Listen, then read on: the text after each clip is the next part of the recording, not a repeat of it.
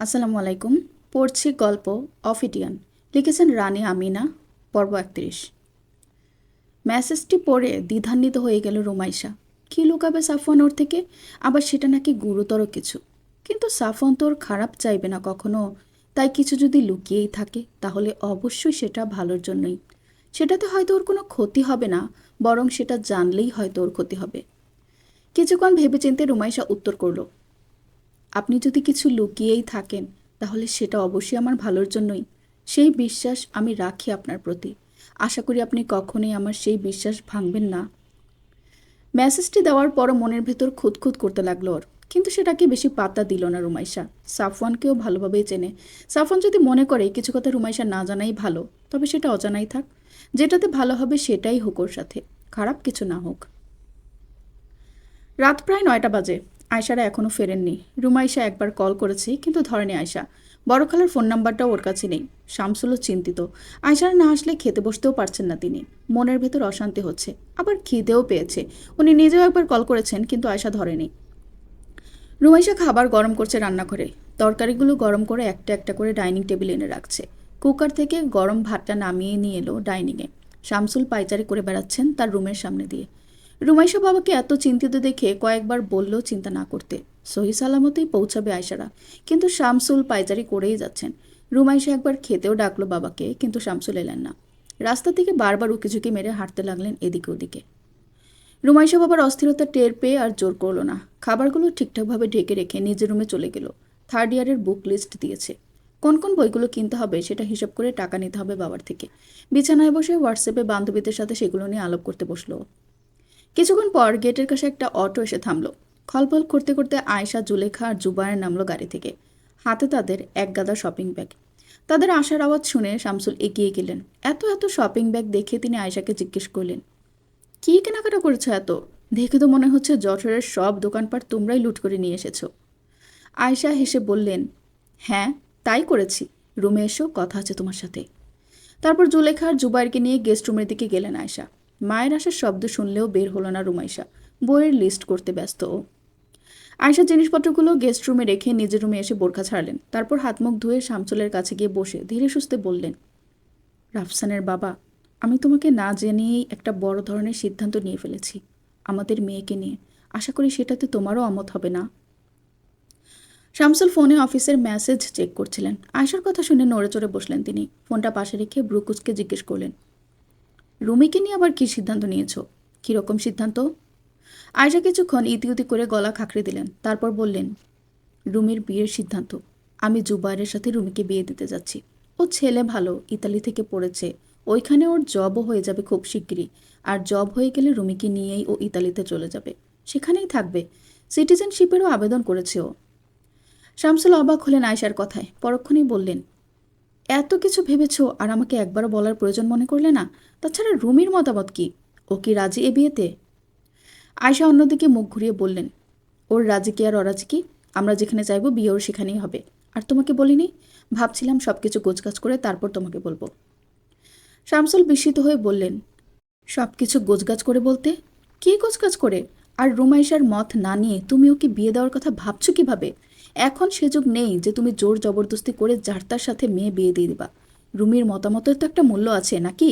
তাছাড়া সাফওয়ানকেও পছন্দ করে। ও সাফওয়ানের সাথে ওর বাগদানও হয়ে গেছে। আয়েশা ঝাঁজিয়ে উঠলেন, বললেন, যোগ নেই, যোগ বানিয়ে নেব। ও যদি ওইসব না করতো তাহলে আমি অবশ্যই ওর মতামত নিতাম। সাফওয়ানকে আমি অপছন্দ করি না, কিন্তু পছন্দও করি না। সেটার কারণ তুমি ভালোভাবে জানো। আর ও যদি কিছুটা স্বাভাবিক হতো তাও মেনে নেওয়া যেত, কিন্তু ও অস্বাভাবিক। মানুষের সামনে আমরা ওকে কীভাবে নিয়ে যাব? মানুষ জানতে চাইবে না, দেখতে চাইবে না যে আমাদের জামাই কেমন? কি করে? তখন কি উত্তর দিবা তুমি? আমাদের জামাই জঙ্গলি, যাকে তাকে কামড়ে বেড়ায়, এই বলবা? রুমির বিয়ে সাফওয়ানের সাথে মোটেই আমি দিতে রাজি না। আর গোছগাছ বলতে বিয়ের শপিং করে নিয়ে এসেছি আমরা। তুমি এখানে কোনো আমোদ করবা না। জুবায়ের যথেষ্ট ভালো ছেলে, ওর একটা ফিউচার আছে। রুমিকেও ভালো লাগবে। আর এসব সাফওয়ান টাফওয়ানও বিয়ের কয়েকদিন পরে ভুলে যাবে জামাইয়ের কাছাকাছি থাকলে। তাই তুমি আর এসব নিয়ে ভেবো না। রুমিকে কিভাবে বিয়েটা করাতে হয় তা আমি ভালো করেই জানি। তুমি কোনো বাগড়া দিতে আইসো না। শামসুল বসে রইলেন থম মেরে। আয়শা ঠিক কথাই বলেছে। মেয়ের জামাইকে তো মানুষের সামনে নিতে হবে। তখন কি হবে? আর সাফওয়ান তো কখনোই কারো সামনে আসতে চাইবে না, মুখ খুলতে চাইবে না। তখন তো বিপদ আরও বাড়বে। মানুষ তো ওকে অসামাজিক বলবে। আর তাছাড়া মেয়েটারও লাইফ রিস্ক আছে। তার থেকে তো জুবাইরই ভালো। ভালো জায়গায় পড়াশোনা করেছে, ইটালিতে জব নিয়ে সেটেল হবে, মেয়েকেও নিয়ে যাবে। এটা তো অনেক ভালো বিষয়, এখানে অমত করার মতো কিছু নেই। কিন্তু উনি তো মেয়েকে বলে ফেলেছেন যে সাফওয়ানের সাথে মেয়ের বিয়ে দিতে তার কোনো আপত্তি নেই। মেয়ে কি তাকে এখন বিশ্বাসঘাতক ভাববে? কিন্তু ভাবলেও তো কিছু করার নেই। সে বা তার স্ত্রী যা করছেন মেয়ের ভালোর জন্যই তো। হয়তো প্রথম প্রথম একটু কষ্ট হবে, তারপর ঠিকই মানিয়ে যাবে। আর একটা বাচ্চা হলে তো আর কথাই নেই। কিন্তু তারপরও মেয়ের মতামত না নিয়ে এত বড় একটা সিদ্ধান্ত নিতে তার মন সায় দিচ্ছে না। শামসুলের ভাবুক চেহারার দিকে কিছুক্ষণ তাকিয়ে আয়েশা বললেন, অত ভাবার কিছু নেই, সময় হলে সব ঠিক হয়ে যাবে। এখন যে সিদ্ধান্ত নিতে তুমি দোটানায় ভুগছ, একদিন দেখবে সেই সিদ্ধান্তই তুমি সঠিক নিয়েছিলে। তুমি যদি এখন অনুমতি দাও তাহলে আমি বিয়ের কাজ শুরু করব। আজ রাতে তো আর সম্ভব না, কাল দুপুরের পরপরই বিয়ে পড়িয়ে ফেলবো। তেমন কেউ জানবে না, শুধু আমরাই। বিয়েটা বাড়িতেই হবে, আশেপাশের কেউও জানতে পারবে না। ভালোই ভালোই হয়ে গেলে জুবাইর রাফসান আসার পরপরই রুমিকে নিয়ে চলে যাবে ওদের বাড়িতে। কোনো সমস্যা থাকবে না। আর একবার বিয়ে হয়ে গেলে সাফওয়ান আর কোনো ঝামেলা করার সুযোগ পাবে না। শামসুল আর ভাবলেন না, যা হবে ভালোর জন্যই হবে। জুবাইরকেও তো উনি ভালোভাবেই চিনেন। দেশের বাড়ি যাওয়ার আগে খুব ভদ্র আর শান্তশিষ্টই ছিল। এখনও তেমনই আছে নিশ্চয়ই। রুমি খারাপ থাকবে না। তাছাড়া মেয়ে বাইরের দেশে সেটেল হবে মানেই তো অনেক ভালো ব্যাপার। সেখানের পরিবেশ এখান থেকে কত উন্নত। রুমি ভালোই থাকবে। আর কোনো কিছু না ভেবেই শামসুল আয়শার হ্যাঁতে হ্যাঁ মেলালেন। স্বামীর সম্মতিতে আয়শা সন্তুষ্টির হাসি দিলেন। তারপর চলে গেলেন সোজা রুমাইশার রুমে। রুমাইশা বিছানায় আদর্শ অবস্থায় বসে গুগল থেকে একটা বইয়ের পিডিএফ নামাচ্ছিল। আয়শা ঘরে ঢুকে রুমাইশার কাছে গেলেন। রুমাইশা কিছু বুঝে ওঠার আগেই খপ করে ওর হাত থেকে ফোনটা নিয়ে নিলেন। রুমাইশা মায়ের দিকে জিজ্ঞাসু দৃষ্টিতে তাকাতেই আয়শা বললেন, বাইরে আয়, সবাই বসে আছে বাইরে তোর জন্য। রুমাইশা অপ্রস্তুত হয়ে বলল, হ্যাঁ যাচ্ছি, কিন্তু তুমি আমার ফোন নিয়ে নিলে কেন? আমি তো ফোন এমনিতেও রেখেই দিতাম। আর আমি একটা ফাইল ডাউনলোড করছি, এখনও হয়নি। তুমি ফোনটা দাও, ওটা ডাউনলোড করে একটু চেক করে দিয়ে আমি আসছি এখনই। আয়শা তির্যক কণ্ঠে বললেন, ফোন পাবি না। তোর ফোন আমার কাছেই থাকবে আগামী কিছুদিন। এখন বাইরে যা, সবাই অপেক্ষা করছে। রুমাইশার মনে ভয় ঢুকে গেল। মায়ের মনে কী চলছে সেটা বুঝতে চেষ্টা করলো। কম্পিত গলায় বলল, আমার ফোন তোমার কাছে কেন থাকবে? ফোনে কি সমস্যা? আয়শা এবার ধমক দিয়ে বললেন, এত বেশি কথা বলিস কেন তুই? তোকে বাইরে যেতে বলা হয়েছে, বাস তুই বাইরে যাবি। এত প্রশ্ন করিস কেন? দ্রুত যা, তোর বাবা খালা সবাই বসে আছে। রুমাইশার মাথার ভেতরে রেড সিগন্যাল দিল। মা কোনো একটা গন্ডগোল পাকাতে চলেছে। কিন্তু সেটা ঠিক কি সেটা বুঝতে গেলে ওর বাইরে যাওয়ার উপায় নেই। সাফওয়ানকেও তো কিছুই জানানোর সুযোগ নেই। আর ফোন তো মা নিয়েই নিল। মায়ের দিকে কিছুক্ষণ অসহায় দৃষ্টিতে তাকিয়ে বিছানা থেকে নামল রুমাইশা। তারপর দরজা থেকে ডাইনিংয়ের দিকে এগোলো। আয়েশা এলেন পেছন পেছন। ডাইনিংয়ে সোফায় বসে আছেন শামসুল, তার বিপরীতে বসে আছেন জুলেখা আর জুবাইর। জুবাইরের মুখে মিটিমিটি হাসি, জুলেখারও তাই। শুধুমাত্র শামসুল মুখ ভার করে আছেন। ওনার মুখের অভিব্যক্তি দেখে বোঝার উপায় নেই যে উনি আসলে কেমন মোটে আছেন। রুমাইশা এসে দাঁড়ালো বাবার পাশে। জুলেখা হাসি মুখে রুমাইশার হাত ধরে বললেন, আয় মা, আমার পাশে বস। তারপর ওকে হাত ধরে নিজের পাশে নিয়ে বসালেন। রুমাইশা খালার পাশে বসে বাবার দিকে প্রশ্নসূচক দৃষ্টিতে তাকালো একবার। শামসুলের চোখ পড়তেই তিনি চোখ ফিরিয়ে নিলেন। মেয়েকে একরকম কথা দিয়ে আবার অন্যরকম করায় অপরাধ বোধে ভুগছেন তিনি। বোনের সামনে কিভাবে গিয়ে দাঁড়াবেন সেটাও মাথার ভেতর ঘুরছে। জুলেখার থেকে তিনি যে রুনিয়াকে বেশি বিশ্বাস করেন আর সেই বিশ্বাসের মাত্রা যে কতটা বেশি সেটা শুধু তিনি জানেন। কিন্তু জুলেখাও হয়তো তার মেয়েকে অযত্নে রাখবে না। চিন্তায় কিলবিল করা মাথাটা ভারী হয়ে ক্রমশ নিচের দিকে ঝুলে গেল যেন শামসুলের। রুমাইশা কেমন যেন সাহস হারিয়ে ফেলেছে। এরা আসলে কেন এভাবে সাজিয়ে গুছিয়ে এখানে বসেছে তার কোনো আগা মাথা বের করতে পারছে নাও। আয়েশা শামসুলের পাশে বসে শামসুলকে বারবার ইশারা দিচ্ছেন রুমিকে বিয়ের কথাটা বলতে, কিন্তু শামসুল অসম্মতি জানালেন প্রত্যেকবার। শেষে আয়েশাই কথাটা তুললেন। গলা খাঁকড়ি দিয়ে তিনি বললেন, রুমি, আমরা তোর ব্যাপারে একটা সিদ্ধান্ত নিয়েছি। তোর বাবা, আমি, রাফসান সবাই মিলে। আর যে সিদ্ধান্ত নিয়েছি সেটা অবশ্যই তোর ভালোর জন্যই। কারণ আমরা তোর পরিবার, আমরা কখনো তোর খারাপ চাই না। আর পরিবারে একমাত্র জায়গা যেখানের মানুষগুলো তাদের প্রিয় মানুষদেরকে সবসময় সবচেয়ে ভালোটা দেওয়ার চেষ্টা করে। রুমাইশা মনোযোগ দিল মায়ের কথায়।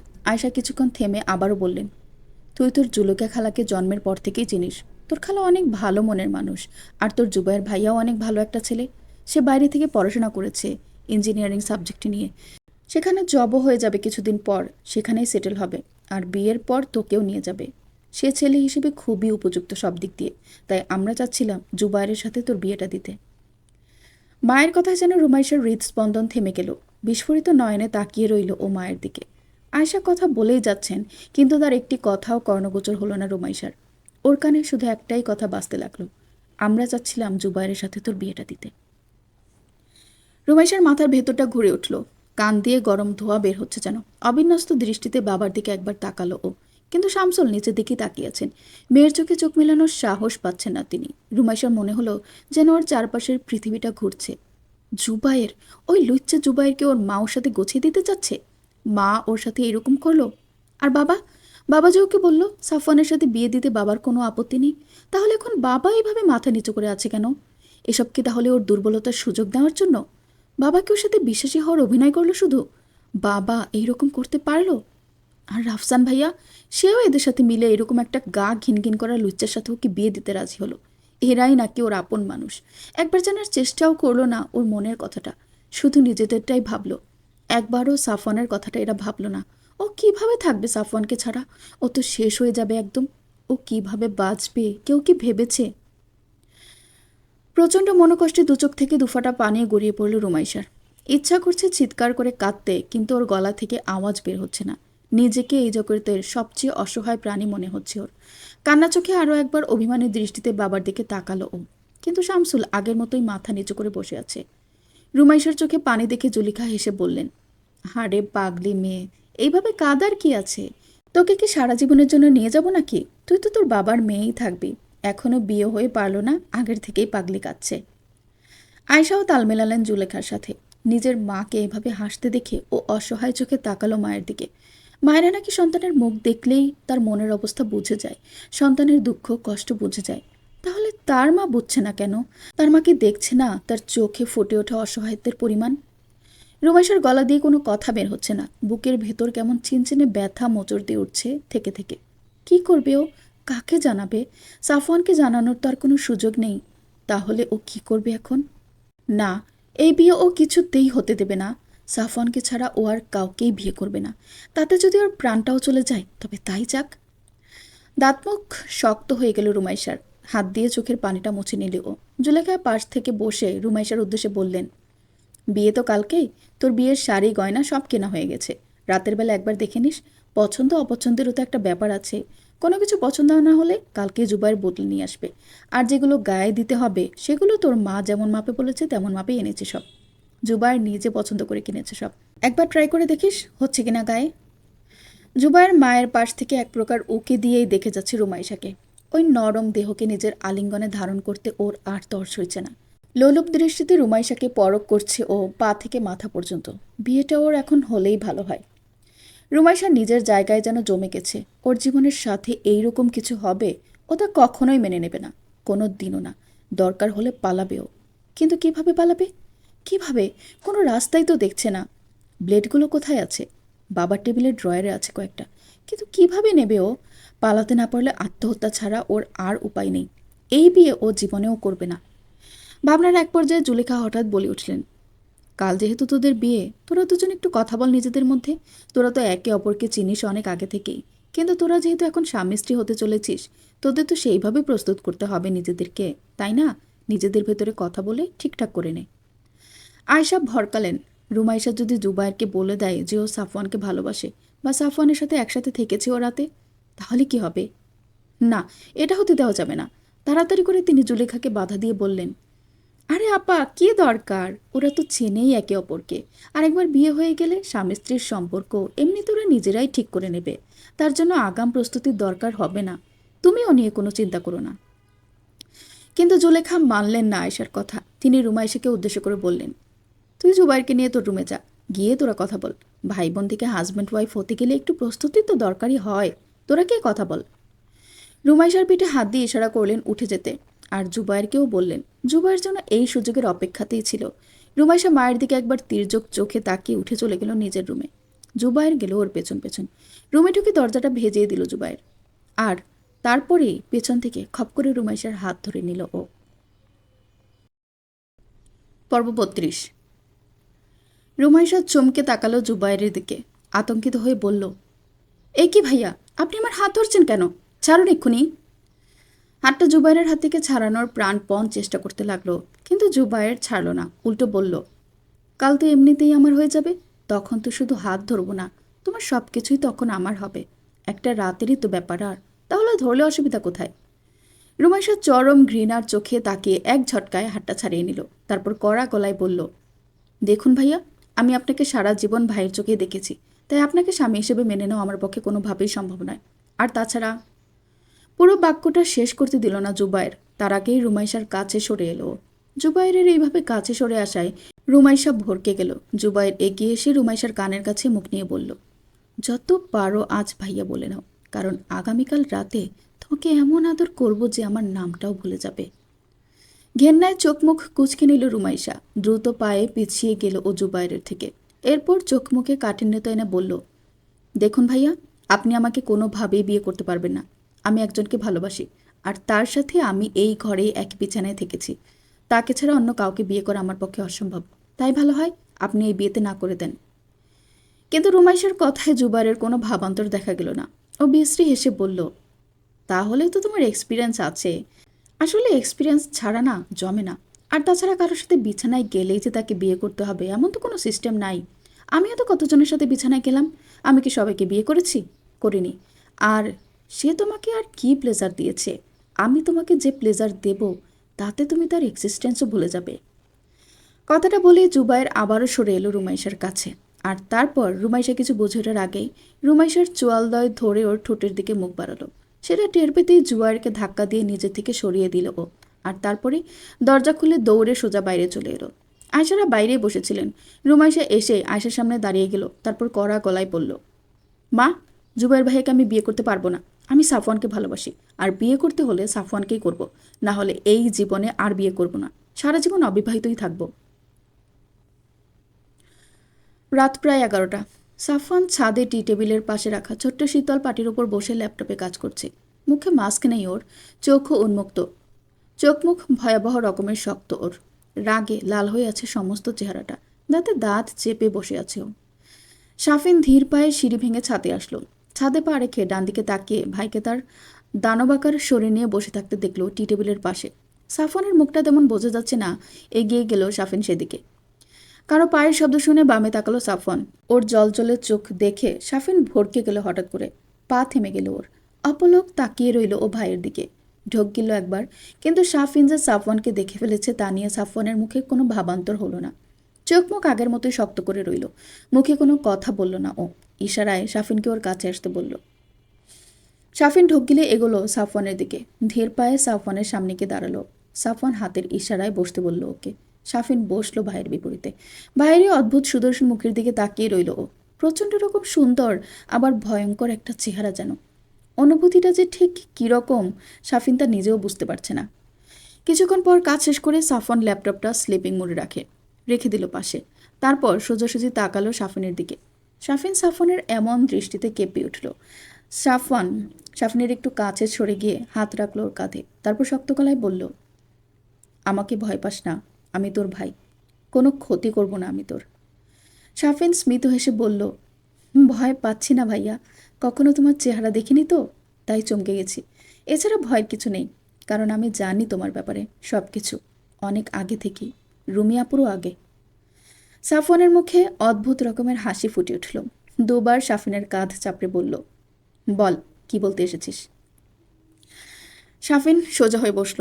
তারপর চোখ মুখ গম্ভীর করে বলল, বিকেলবেলা আমি গিয়েছিলাম রুমিয়াপুতের বাসায় তোমার কথা মতো। তুমি যা ধারণা করেছিলে তাই হয়েছে। রুমিয়াপু বলছিল জুবায়েরের নাকি দৃষ্টি ভালো না, আপুর দিকে কেমন বাজে চোখে দেখছিল। আর ফেরার সময় আমি স্বর্ণপট্টি দিয়ে আসছিলাম, তখন আমি আয়শা মামি আর তার সাথে মামির বোন আর জুবায়েরকে দেখেছি। ওরা শপিং করছিল, অনেকগুলো শপিং ব্যাগও দেখলাম। মামি যদিও আমাকে খেয়াল করেনি। জুবায়েরের চেহারাটা আসলেই মোটেও সুবিধার না, কেমন যেন একটা অসভ্য চাহনি সবসময়। শাফিনের কথার মাঝখানে সাফওয়ানের চেহারা আবারও আগের মতো শক্ত হয়ে গেল। চোখ দুইটা তির্যক হয়ে গেল আবার। শাফিন খেয়াল করলো সেটা। কথা শেষ হলে সাফওয়ান কঠিন স্বরে বলল, আমি জানি সব। তোর সাথে কি কথা হয়েছে, কার সাথে কি কথা হয়েছে বা হচ্ছে, সব জানি আমি, এভরিথিং। শাফিন অবাক হয়ে বলল, তুমি কিভাবে জানো? আপু বলেছে? সাফওয়ান অন্যদিকে ফিরে বলল, কিভাবে জানি সেটা তোর জানার প্রয়োজন নেই। এখন আমি যা বলছি তাই শোন। কাল সকালে আমার সাথে যাবি, শপিংয়ে যাব আমরা। শাফিন চোখ বড় বড় করে বলল, হঠাৎ শপিংয়ে যাবা, তা আবার আমাকে নিয়ে? কি উপলক্ষে? সাফওয়ান শাফিনের দিকে তাকিয়ে নির্বিকার গলায় বলল, যেতে বলেছি, বেশ যাবি। উপলক্ষটা শপিংয়ের সময় বুঝতে পারবি। এখন রুমে যা, গিয়ে একটা ঘুম দে, কাল অনেক কাজ করতে হবে। শাফিন মাথা নাড়িয়ে সম্মতি জানালো, তারপর পার্টি থেকে উঠে নিজের রুমের উদ্দেশ্যে পা বাড়ালো। চারিদিকে শুনশান নীরবতা। ডাইনিংয়ে সোফার পাশে মেঝেতে বসে আছে রুমাইশা। চোখ দুটোর ফোলা, নাক লাল হয়ে আছে, থেকে থেকে নাক টানছে। চোয়ালে 2টা আঙ্গুলের দাগ লাল হয়ে ফুটে উঠেছে। নিতম্ব ছড়ানো চুলগুলো খোপা খুলে পিঠময় ছড়িয়ে ছিটিয়ে আছে। ওনারা ডান কাঁধ আর বুক ঢেকে আছে, মাঝে মাঝেই কেঁপে উঠছে ও। আয়শা অগ্নি চক্ষু নিয়ে তাকিয়ে আছে মেয়ের দিকে। শামসুল মেঝেতে তাকিয়ে আছে, জুলেখার মুখ ভার।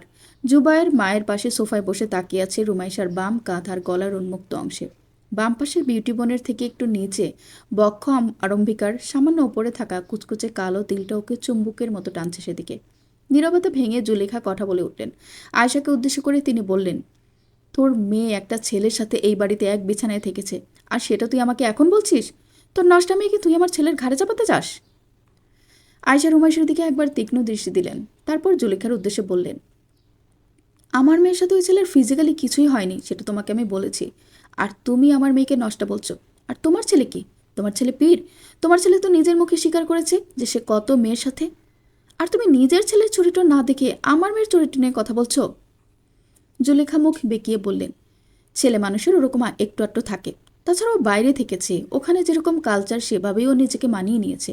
দেশে এসে তো কিছু করেনি। দেশে কিছু করলে না হয় তুই বলতি। আর তোর মেয়ে তো তোর সামনে দিয়ে সব কিছু করে গেছে, আর তোরা কিছুই করতে পারিসনি। আয়শা বোনকে থামিয়ে দিয়ে বললেন, ফাউল লজিক দিও না আপা। চরিত্রহীনের আবার দেশ কি আর বিদেশ কি? যে চরিত্রহীন সে সবখানেই চরিত্রহীন। তুমি আর নিজের ছেলের হয়ে ওকালতি করো না। আর আমার মেয়েকে আমি যথেষ্ট শাসন করেছি, তোমার মতো লাই দেইনি।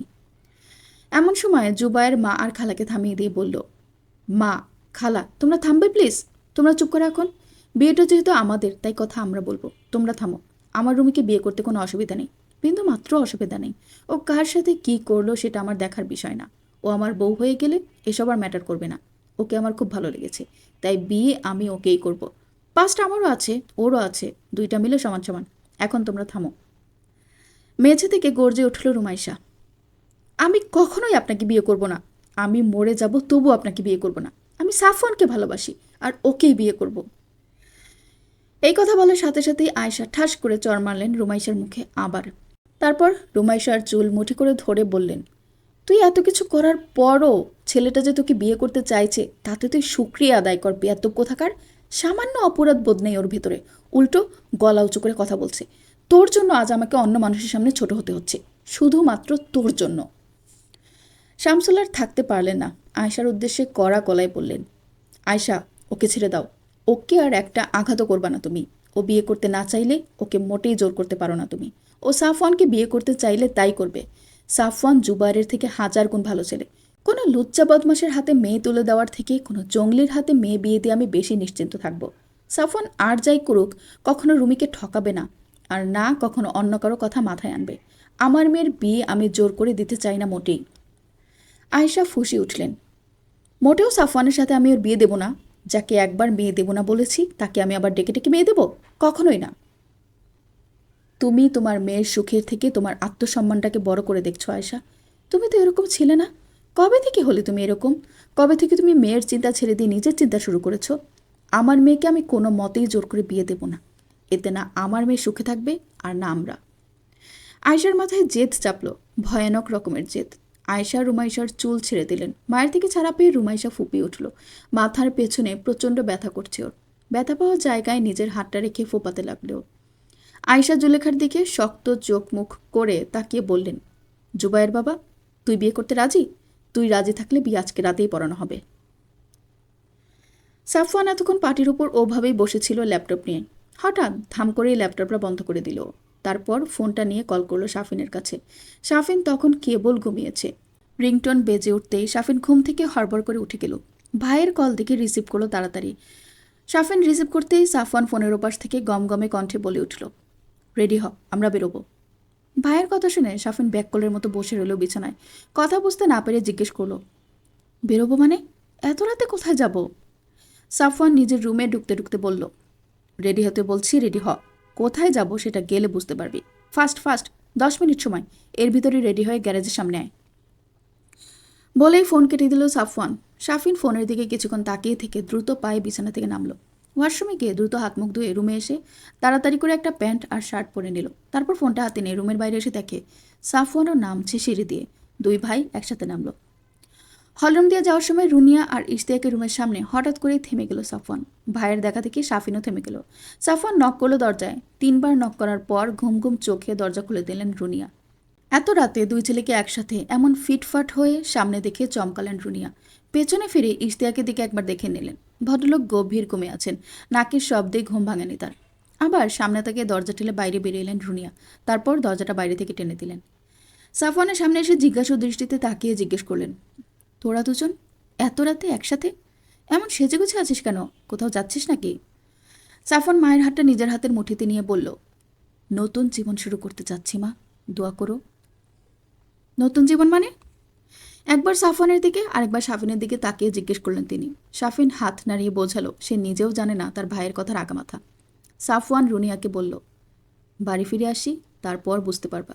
এখন বেশি বেশি দোয়া করো। আসি মা। বলে রুনিয়ার হাতটা ছেড়ে শাফিনকে ইশারা দিয়ে মেইন ডোর খুলে বাইরে বেরিয়ে গেল সাফওয়ান। শাফিন একবার মায়ের দিকে তাকিয়ে চলল ভাইয়ের পেছন পেছন।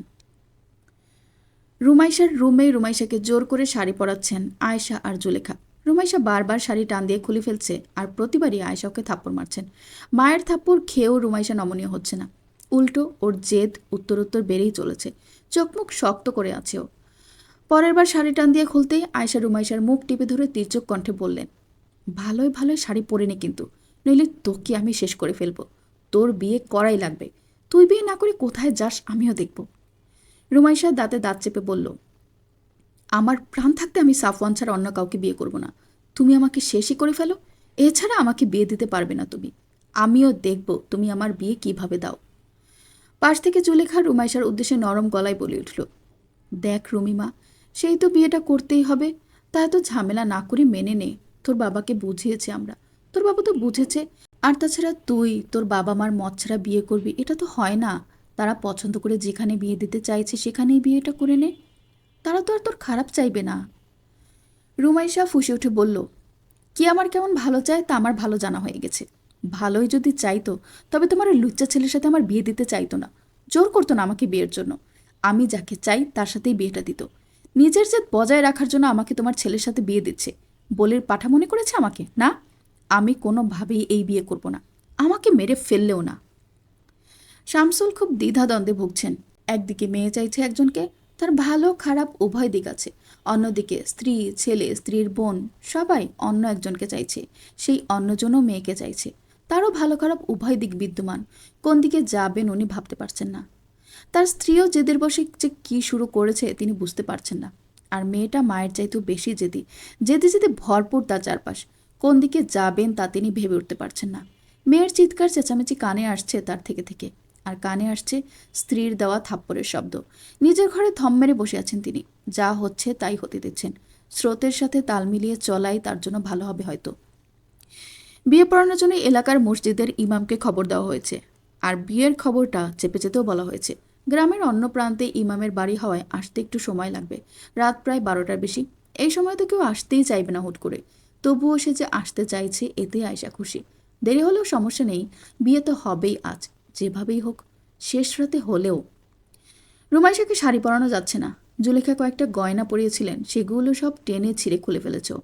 কাঁদছে না এখন আরও, উল্টো ওর চোখে মুখে দেখা যাচ্ছে হিংস্রতা। হাতের কাছে যা পাচ্ছে তাই ছুঁড়ে ছুঁড়ে ভাঙছে। আয়েশা জুলেখা কেউই থামাতে পারছে না ওকে। সমানে চিৎকার করে যাচ্ছে ও। শামসুল আর বসে থাকতে পারলেন না। নিজের রুম থেকে বেরিয়ে রুমাইশার রুমের দিকে এগিয়ে গেলেন। রুমের ভেতরে ঢুকলেন না, বাইরে থেকে আয়েশার উদ্দেশ্যে বললেন, আয়েশা, ও শাড়ি পরতে না চাইলে জোর করো না। যেভাবে আছে ওভাবেই থাকুক। কাল যখন যাবে জুলেখাদের সাথে তখন পড়িও। এখন এমন জোর জবরদস্তি করলে ব্যাপারটা আরও খারাপের দিকে যাবে। ছেড়ে দাও ওকে। পাড়া প্রতিবেশীদের বাসা বাড়ি একটু দূরে দূরে বলে বেঁচে যাচ্ছ, নাইলে ও এইভাবেই চিৎকার করলে কেউ যদি শোনে তাহলে মান সম্মান কোথায় যাবে ভেবেছ? বাবার কথা শুনে রুমাইশা চিৎকার করে কাঁদলো এবার। প্রাণপণে চিল্লাতে চিল্লাতে বলল, বাবা, তুমিও এদের সাথে মিলে আমাকে এইভাবে অসভ্যের হাতে তুলে দিতে চাও? বাবা, আমি বিয়ে করব না বাবা। আমি সাফওয়ানকে ছাড়া আর কাউকে বিয়ে করব না। মরে যাব আমি তোমরা এমন জোর করলে। ওই জুবাস যদি আমাকে ছয় তবে আমি আত্মহত্যা করব আজকেই। শেষ করে দেবো নিজেকে বাবা। তখন তুমি কি করো আমিও দেখব। তোমার কাছে তোমার মেয়ের থেকে তোমাদের মান সম্মান বড় হয়ে গেল। তোমরা আমাকে তোমাদের মান সম্মানের জন্য কোরবানি করে দিচ্ছ। তোমাদের মতো বাবা মায়ের আমার কোনো প্রয়োজন নেই। আমি পালাবো ওদের বাড়ি থেকে, আর আমি রাস্তায় পচে মরবো, তবুও তোমাদের বাড়িতে আর ফিরবো না কোনোদিন। তখন তোমরা দেখে নিও। শামসুল রুমাইশাকে শান্ত করার জন্য কোনো কথা খুঁজে পেলেন না। আয়েশাকে আবারও বললেন, ওকে জোর করো না, যা পড়া ছিল তাই পড়িয়ে দাও, পরিস্থিতি আর খারাপ করো না তোমরা। তারপর চলে গেলেন আবার নিজের রুমে। পেছন থেকে রুমাইশা চিৎকার করে বলতে লাগলো, বাবা, আমার সাথে এমন অবিচার করো না তোমরা। আমাকে জোর করে বিয়ে দিও না, এইরকম করো না তোমরা। আমাকে এই জাহান্নামে ফেলে যেও না বাবা।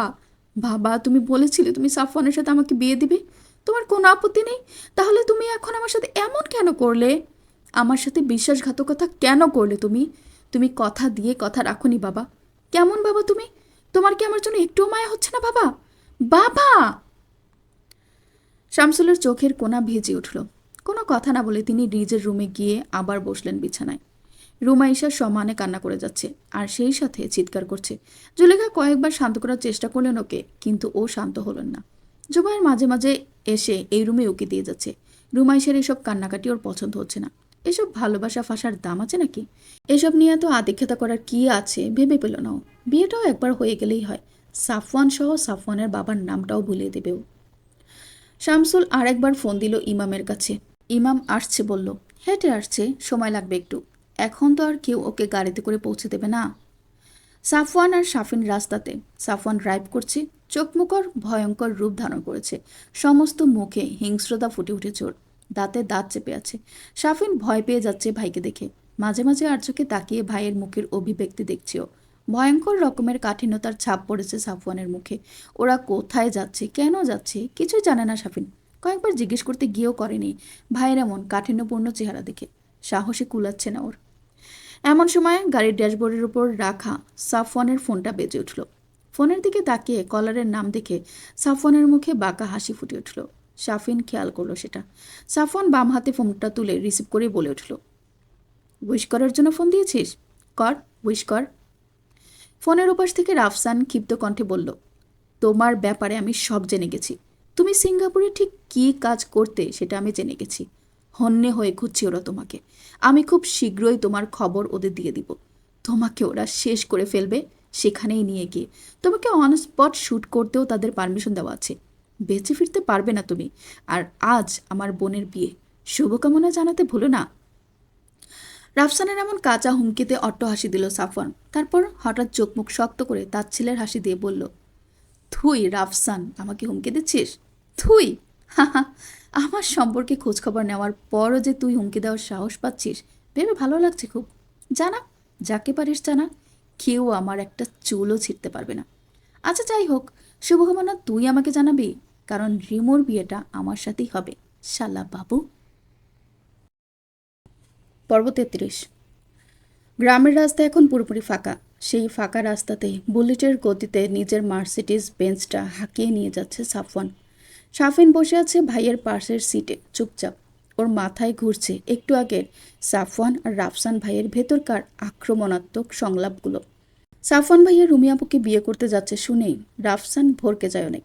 সাফওয়ানের এই ভয়ঙ্কর জীবনের সাথে রুমি আপুকে না জড়ানোর জন্য মিনতি করেও।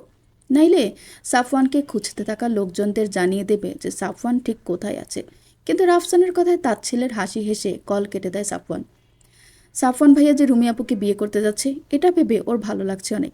ফাইনালি গুলুমুলু রুমি আপুকে নিজেদের কাছে স্থায়ীভাবে রেখে দিতে পারবে। কিন্তু রাফসান ভাইয়ার কথাগুলো শাফিনকে ভাবাচ্ছে অনেক। সাফওয়ান ভাইয়া কি করেছে? ওকে সিঙ্গাপুরের লোকজনই বা খুঁজছে কেন? কি এমন কাজ করতো ভাইয়া সিঙ্গাপুরে? কয়েকবার মনে হলো ভাইয়াকে জিজ্ঞেস করবে, কিন্তু সাফওয়ানের ইস্পাত কঠিন মুক্তার দিকে তাকিয়ে আর সাহস হলো না কিছু জিজ্ঞেস করার। চুপচাপ রাস্তার দিকে তাকিয়ে রইল ও। নিজের বিছানায় চোখ মুখ শক্ত করে বসে আছে রুমাইশা। চোখ থেকে মাঝে মাঝেই ফোটায় ফোটায় পানি গড়িয়ে পড়ছে। শাড়ি পরেনি ও। ওকে জোর জবরদস্তি করেও আয়েশা বা জুলেখা কেউই শাড়ি পরাতে পারেনি। আগে যে পোশাক পরা ছিল তাই পরে আছে ও এখন। বিছানার চাদরটা দুই হাতে খামচে ধরে রেখেছে গায়ের জোরে। অনড় হয়ে আছে একদম। আয়েশা আর জুলেখা দুজন ওর দুদিকে বসে আছেন। জুবাইর একটু দূরত্ব বজায় রেখে দাঁড়িয়ে আছে ওর সোজাসুজি। চোখ দুইটা লাল হয়ে ফুলে আছে ওর। বাম পাশের চোয়ালটা আয়েশার হাতের চর খেতে খেতেই যেন ফুলে গেছে। চরের দাগগুলো স্পষ্ট হয়ে আছে ওর মুখের উপর। শামসুল বাইরে থেকে আয়শার উদ্দেশ্যে বললেন, ইমাম সাহেব রওনা দিয়েছে, পৌঁছে যাবে খানিক পর, হেঁটে আসছে তাই সময় লাগবে একটু।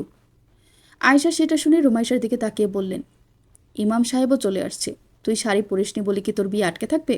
কখনোই না, বিয়ে তোর আজকে হবেই, তুই মরলেও আজকে তোর বিয়ে হবে। কত বড় সাহস তোর, নিজের বাবা মায়ের কথা না ভেবে তুই কোথাকার কোন জঙ্গলির কথা ভাবিস? বিয়ে না করে তুই আজ কোথায় যাস আমি দেখব। রুমাইশা বাঘিনীর ন্যায় গর্জে উঠল, আমার প্রাণ থাকতে আমি সাফওয়ান ছাড়া আর কাউকে বিয়ে করব না। আর তোমার এই অসভ্য বেয়াদব জুবায়েরকে তো কোনোভাবেই না। এই বাড়ি থেকে কিছু বের হলে আমার লাশ বের হবে, জেনে রাখো তুমি। আমি বেঁচে থাকতে তুমি আমার বিয়ে কিভাবে দাও আমিও দেখব। আমাকে জোর করলে আত্মহত্যা করব আমি, রাস্তায় গিয়ে গাড়ির নিচে পড়ব, তবুও একে বিয়ে করব না, শুনে রাখো তুমি। মেয়ের কথায় আয়শা কিছুক্ষণ শক্ত দৃষ্টিতে তাকিয়ে থেকে ঠাস করে একটা চড় মারলেন ওর বাম গালে। দক্ষ হাতে গাড়ির স্টিয়ারিং ঘুরাচ্ছে সাফওয়ান, চোখ মুখ ওর ভয়ানক রকমের শক্ত।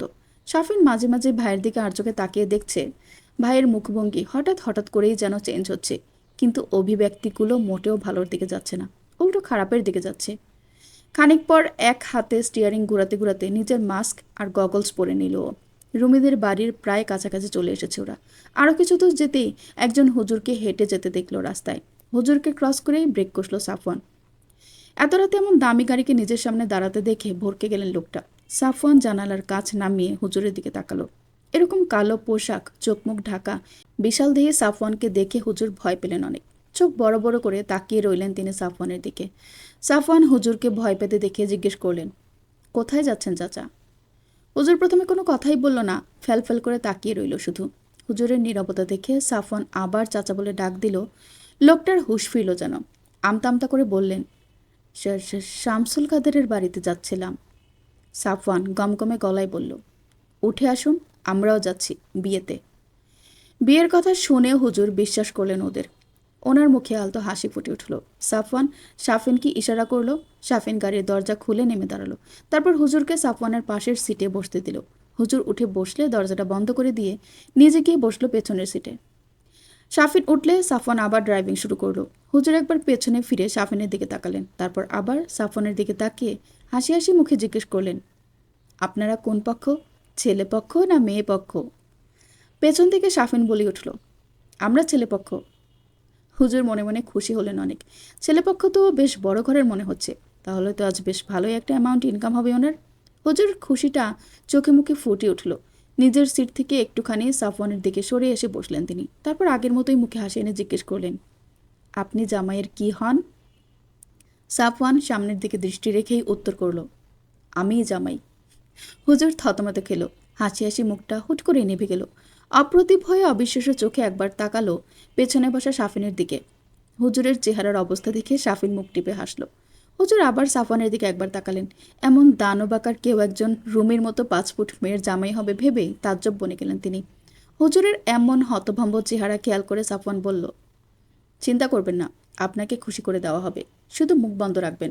আপনি এখন আমার শ্বশুর মশাইকে একটা কল দিয়ে বলুন গেট খুলে রেডি থাকতে। পাত্র নিজে ফোন না দিয়ে তাকে দিয়ে ফোন দেওয়াচ্ছে দেখে বেজার হলেন ইমাম সাহেব। পাঞ্জাবির পকেট থেকে ফোনটা বের করে কল দিলেন শামসুলের কাছে। শামসুল কল রিসিভ করলে হুজুর বলে উঠলেন, ভাইজান গেট খুলেন, গাড়ি করে আসছি তাড়াতাড়ি। বলেই শামসুলকে কোনো কথা বলার সুযোগ না দিয়ে কল কেটে দিলেন। শামসুল ভাবনায় পড়ে গেলেন। খানিক আগেই তো বলল হেঁটে আসছে, এখন আবার বলছে যে গাড়িতে আসছে। গাড়ি পেল কই? ভাবনা চিন্তা বাদ দিয়ে বাইরে থেকে আয়শার উদ্দেশ্যে উচ্চস্বরে বললেন যে ইমাম সাহেব পৌঁছে গেছেন প্রায়। আয়শা রুমাইশার পাশেই বসেছিলেন, অন্য পাশে জুলেখা বসেছিলেন এতক্ষণ। ইমামের আসার কথা শুনে তিনি রুমির পাশ থেকে উঠে গিয়ে জুবাইরকে বসতে দিলেন।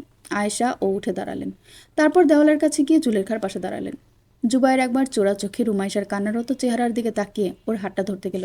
হাতে স্পর্শ করা মাত্রই রুমাইশা এক ঝটকায় ওর হাত সরিয়ে দিয়ে গর্জে উঠে বলল, মোটেই আমাকে ছোবেন না আপনি। আমাকে বিয়ে করার কথা মাথা থেকে ঝেড়ে ফেলুন, এখনও সময় আছে। নইলে আমার সাফওয়ান যদি একবার জানতে পারে আপনি আমাকে ছোঁয়ার চেষ্টা করেছেন, তাহলে আপনাকে মেরে মাটিতে পুঁতে ফেলতে ওর 2 মিনিটও লাগবে না। সাবধান হয়ে যান। রুমাইশার এমন কথায় আয়শা ফুঁসে উঠে বললেন, সে জঙ্গলি জানতে পারলে তো তোর ফোন তো তুই আর ফেরত পাবি না। বিয়ের পরপরই তোর পাসপোর্ট ভিসার ব্যবস্থা করা হবে। আর একবার ইতালি চলে গেলে এই জীবনে আর সাফওয়ানের মুখ দেখতে পারবি না। জুবাইরের সাথেই তোর থাকা লাগবে সারা জীবন। আর পালাবি তুই বিয়ের পর, সেটাও হবে না। শিকল দিয়ে বেঁধে রাখতে বলবো তোকে।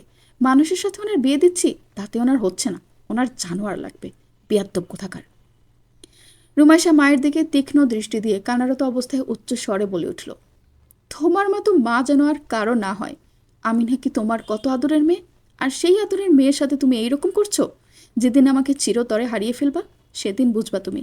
সেদিন আমাকে জোর করে বিয়ে দেওয়ার মূল্য দিবা তুমি। এই জুবায়ের যদি আমাকে ছোঁয়, তবে আমি ওকে খুন করে ফেলবো বলে দিলাম। আয়শা দাঁতে দাঁত চেপে আবারও সপাটে চর মারলেন রুমির গালে। ফুপিয়ে কেঁদে উঠল। শামসুল বাইরেই দাঁড়িয়েছিলেন রাস্তার দিকে তাকিয়ে। সেই মুহূর্তে রাস্তার ওপর থেকে বাড়ির দিকে একটা কালো গাড়িকে মোড় ঘুরতে দেখলেন তিনি। ঝাপসা আলোয় চোখ কুচকে বোঝার চেষ্টা করলেন সেটা কার গাড়ি। কয়েক সেকেন্ডের ভেতরেই গাড়িটাকে চিনে ফেললেন তিনি। আর চেনা মাত্রই গলা শুকিয়ে গেল তার। চোখের পলক পড়ল না যেন আর। সাফওয়ান এত রাতে এখানে কেন? ওকে কে কি কেউ জানিয়ে দিল রুমির বিয়ের ব্যাপারে? জানালেও কে জানাবে? রুমির কাছে তো ফোন নেই, তাহলে কে জানালো? সাফওয়ানের গাড়িটা এগিয়ে এসে গেটের কাছে হর্ন দিতেই যন্ত্রের মতো গিয়ে গেটটা খুলে দিলেন শামসুল। সাফওয়ান গাড়ি নিয়ে ভেতরে ঢুকলো। গাড়িটা একপাশে পার্ক করে দরজা খুলে বের হলো সাফওয়ান। তারপরে পেছন থেকে শাফিন নেমে এসে হুজুরের পাশের দরজা খুলে দিলে হুজুর নামলো। সাফওয়ান ধীর পায়ে হেঁটে শামসুলের সামনে গিয়ে দাঁড়ালেন। নিজের থেকে 1/2 ফিট উঁচু সাফওয়ানের দিকে মুখ উঁচু করে তাকালেন তিনি। একবার ঢোক গিললেন শব্দ করে। সাফওয়ান শামসুলের দিকে তাকিয়ে কড়া গলায় বলল, আমাকে না জানিয়ে আমারই হবু বউকে অন্য কারোর সাথে বিয়ে দিতে চাইছেন? বিষয়টা আমি মোটেও ভালো চোখে দেখছি না মামা। শামসুল সাফনের থেকে চোখ নামিয়ে নিলেন। অনুশোচনা হচ্ছে ওনার। স্ত্রী সন্তানের কথায় মেয়েটাকে জোর জবরদস্তি করে বিয়ে দিতে রাজি হয়েছেন তিনি। দোটানায় পড়ে স্রোতের সাথে তাল মেলানোর সিদ্ধান্তই নিয়েছিলেন তিনি। কিন্তু মন সায় দিচ্ছিল না তার। আর এখন সাফওয়ান চলে আসায় পরিস্থিতি বেকায়দায় পড়ে গেছে আরও। শামসুলকে এইভাবে চুপ থাকতে দেখে সাফওয়ান আবারও বলে উঠল, রিমো কোথায়? শামসুল মুখ দিয়ে কোনো কথা বললেন না। বাইরে থেকে শুধু রুমের দিকে হাত দিয়ে ইশারা করে দেখিয়ে দিলেন। সাফওয়ান শাফিন আর ইমাম সাহেবকে ইশারায় আসতে বলে নিজেও ভেতরে চলে গেল। রুমাইশার গা ঘেঁষে বসে আছে জুবায়ের। বারবার রুমের দিকে তাকাচ্ছেও। একবার শুধু বিয়েটা হয়ে যাক, এই মেয়েকে কি করে টাইট করতে হয় তা ওর জানা আছে। এমনিতেই রাত অর্ধেকের বেশি শেষ হয়ে গেছে, আর অল্প কয়েক ঘন্টা বাকি আছে। ওই সুন্দর দেহটা উপভোগ না করা পর্যন্ত ওর মাথা ঠান্ডা হবে না। কিন্তু এ যেভাবে চিৎকার চেঁচামেচি করছে, রুমের ভেতরও তো উদ্ধার করে ফেলবে। জুবায়ের মনে মনে হাসলো। বেঁধে ফেলবে ওর মুখ, হাত, পা সব। তারপর ইচ্ছে মতো উপভোগ করবে। রুমাইশা চিৎকার, নড়াচড়া, ছোড়াছুড়ি কিছুই করতে পারবে না। উফ, ভাবতে ওর গায়ের ভেতর শিশির করছে। রুমাইশা নাক টানছে থেকে থেকে। ফুপিয়ে উঠছে মাঝে মাঝে। মায়ের দিকে করুণ দৃষ্টিতে তাকাচ্ছেও, যেন মায়ের ওর ওপর একটি বারের জন্য হলেও একটু দয়া হয় আর এই বিয়ে থামিয়ে দেয়। কিন্তু আয়েশার চোখে মুখে কোনো পরিবর্তন নেই। আগের মতোই কর্কশ মুখশ্রী নিয়ে দাঁড়িয়ে আছেন তিনি। বাইরে কতগুলো পায়ের শব্দ শুনে আয়েশা বুঝে গেলেন ইমাম সাহেব এসে গেছেন। পায়ের শব্দে রুমাইশাও শুনল। মায়ের দিকে অসহায় চোখে তাকিয়ে উচ্চস্বরে কেঁদে উঠল এবার। বিছানা থেকে উঠে দৌড়ে গিয়ে মায়ের পায়ের কাছে বসে পড়ল। তারপর কান্নারত অবস্থাতেই মিনতি করল, আমার এমন সর্বনাশ করো না মা। আমাকে বিয়ে দিও না তুমি ওই লুচ্চার সাথে মা। দয়া করো, আমি মরে যাব সাফওয়ানকে ছাড়া। মা, দয়া করো আমাকে। আমাকে বিয়ে দিও না মা ওর সাথে। মা গো। আয়শার মন গল না মেয়ের কথায়। তির্যক চাহনি দিয়ে তিনি বললেন, কান্নাকাটি বাদ দিয়ে শান্ত হয়ে বস। সাফওয়ানের নামও মুখে নিবে না তুই। বিয়ে তোর জুবায়েরকেই করা লাগবে, যে কোনো মূল্যে। নইলে তোর কপালে দুঃখ আছে। ঠিক এমন সময় দরজার কাছ থেকে গমগমে একটা কণ্ঠস্বর এসে পুরো রুমের ভেতর ছড়িয়ে পড়ল, দুঃখ তো আপনার কপালে আছে মামি। দরজা টেলে ভেতরে ঢুকতে ঢুকতে বলে উঠল সাফওয়ান। আয়েশা চমকে তাকালেন সেদিকে। মাথা ছাড়া আপাত মস্তক, কালো পোশাকে আবৃত সাফওয়ান যেন তার একটা কথা দিয়ে পুরো রুমের পরিবেশটাই বরফ শীতল করে ফেলল। এমন দানবাকার কাউকে এইভাবে ঘরের ভেতর দেখে জুবাইর ভরকে গেল। বিছানা ছেড়ে তড়িঘড়ি করে উঠে দাঁড়ালো। আয়শাও সাফওয়ানকে চিনতে পারা মাত্রই দেয়াল ছেড়ে দ্রুত পায়ে রুমাইশার খাটের পেছনের দিকে গিয়ে দাঁড়িয়ে পড়ল। বোনকে এইভাবে ভয় পেয়ে সরে যেতে দেখে জুলেখাও তাড়াতাড়ি বোনের কাছে গিয়ে দাঁড়ালেন। জুবাইর খালার এমন ভীত সন্ত্রস্ত চেহারা দেখে অপ্রস্তুত হয়ে গেল। বুঝে উঠতে পারল না কি হচ্ছে। এমন অসহায় একটা মুহূর্তে দিশেহারা রুমাইশা সাফওয়ানের হঠাৎ আগমনে যেন প্রাণ ফিরে পেল। মেঝে থেকে উঠে দৌড়ে গিয়ে হাউমাউ করে জড়িয়ে ধরল সাফওয়ানকে। সাফওয়ানের বক্ষপাজরের নিম্নাংশে গিয়ে ঠেকল ওর মাথাটা। শরীরের সমস্ত শক্তি দিয়ে সাফওয়ানকে জড়িয়ে ধরেছ, যেন ছেড়ে দিলেই জীবনের শেষ অবলম্বনটা হারিয়ে ফেলবেও। সাফওয়ান রুমাইশাকে নিজের সাথে মিশিয়ে নিল একেবারে। রুমাইশা ফুপিয়ে উঠে বলল, আল্লাহ আমার দোয়া কবুল করেছে। আপনি এসেছেন, আমাকে নিয়ে যান এখান থেকে। এরা আমার সাথে অমানুষের মতো আচরণ করছে। আমাকে ওই অসভ্যটার সাথে বিয়ে দিতে চাইছে ওরা। আমি বাঁচবো না আপনাকে ছাড়া। নিয়ে যান আপনি আমাকে এখান থেকে, নিয়ে যান। সাফওয়ান রুমাইশার মুখটা উঠিয়ে চোখ থেকে পানি মুছে দিতে দিতে নরম গলায় বলল, কান্না থামা, আমি এসে গেছি। এখন কারো বাপের ক্ষমতা নেই তোর গায়ে একটা ফুলের টোকা দেওয়ার। তোর গায়ে করা প্রতিটা আঘাতের পাই টু পাই হিসাব নেব আমি। চোখের পানি মোছা শেষ হলে রুমাইশার বাম গালে চোখ পড়ল সাফওয়ানের। গালটা লাল হয়ে আছে, কয়েকটা আঙ্গুলের দাগ স্পষ্ট হয়ে ফুটে আছে গালে। হঠাৎ করে টান দিয়ে নিজের চোখের গগলসটা খুলে ফেলল সাফওয়ান। ফোপাতে থাকা রুমাইশার বাম গালটা খুব মনোযোগ দিয়ে পর্যবেক্ষণ করলো কিছুক্ষণ, আর তারপর আয়শার দিকে তাকালো। আয়শা সাফওয়ানের এমন ধ্বংসাত্মক দৃষ্টি দেখে জমে গেলেন একেবারে। আয়শার পাশে থাকা জুলেখা আর বিছানার অন্য প্রান্তে দাঁড়ানো জুবায়ের সাফওয়ানের ধূসর সবুজ রঙা জলজলে চোখ দুইটা দেখেই স্থির হয়ে গেলেন। সাফওয়ান আয়শার চোখের দিকে দৃষ্টি রেখেই মুখের মাস্ক খুলে রুমাইশার বাম গালে চুমু খেল। একটাবারের জন্য আয়শার দিক থেকে চোখ ফেরালো নাও।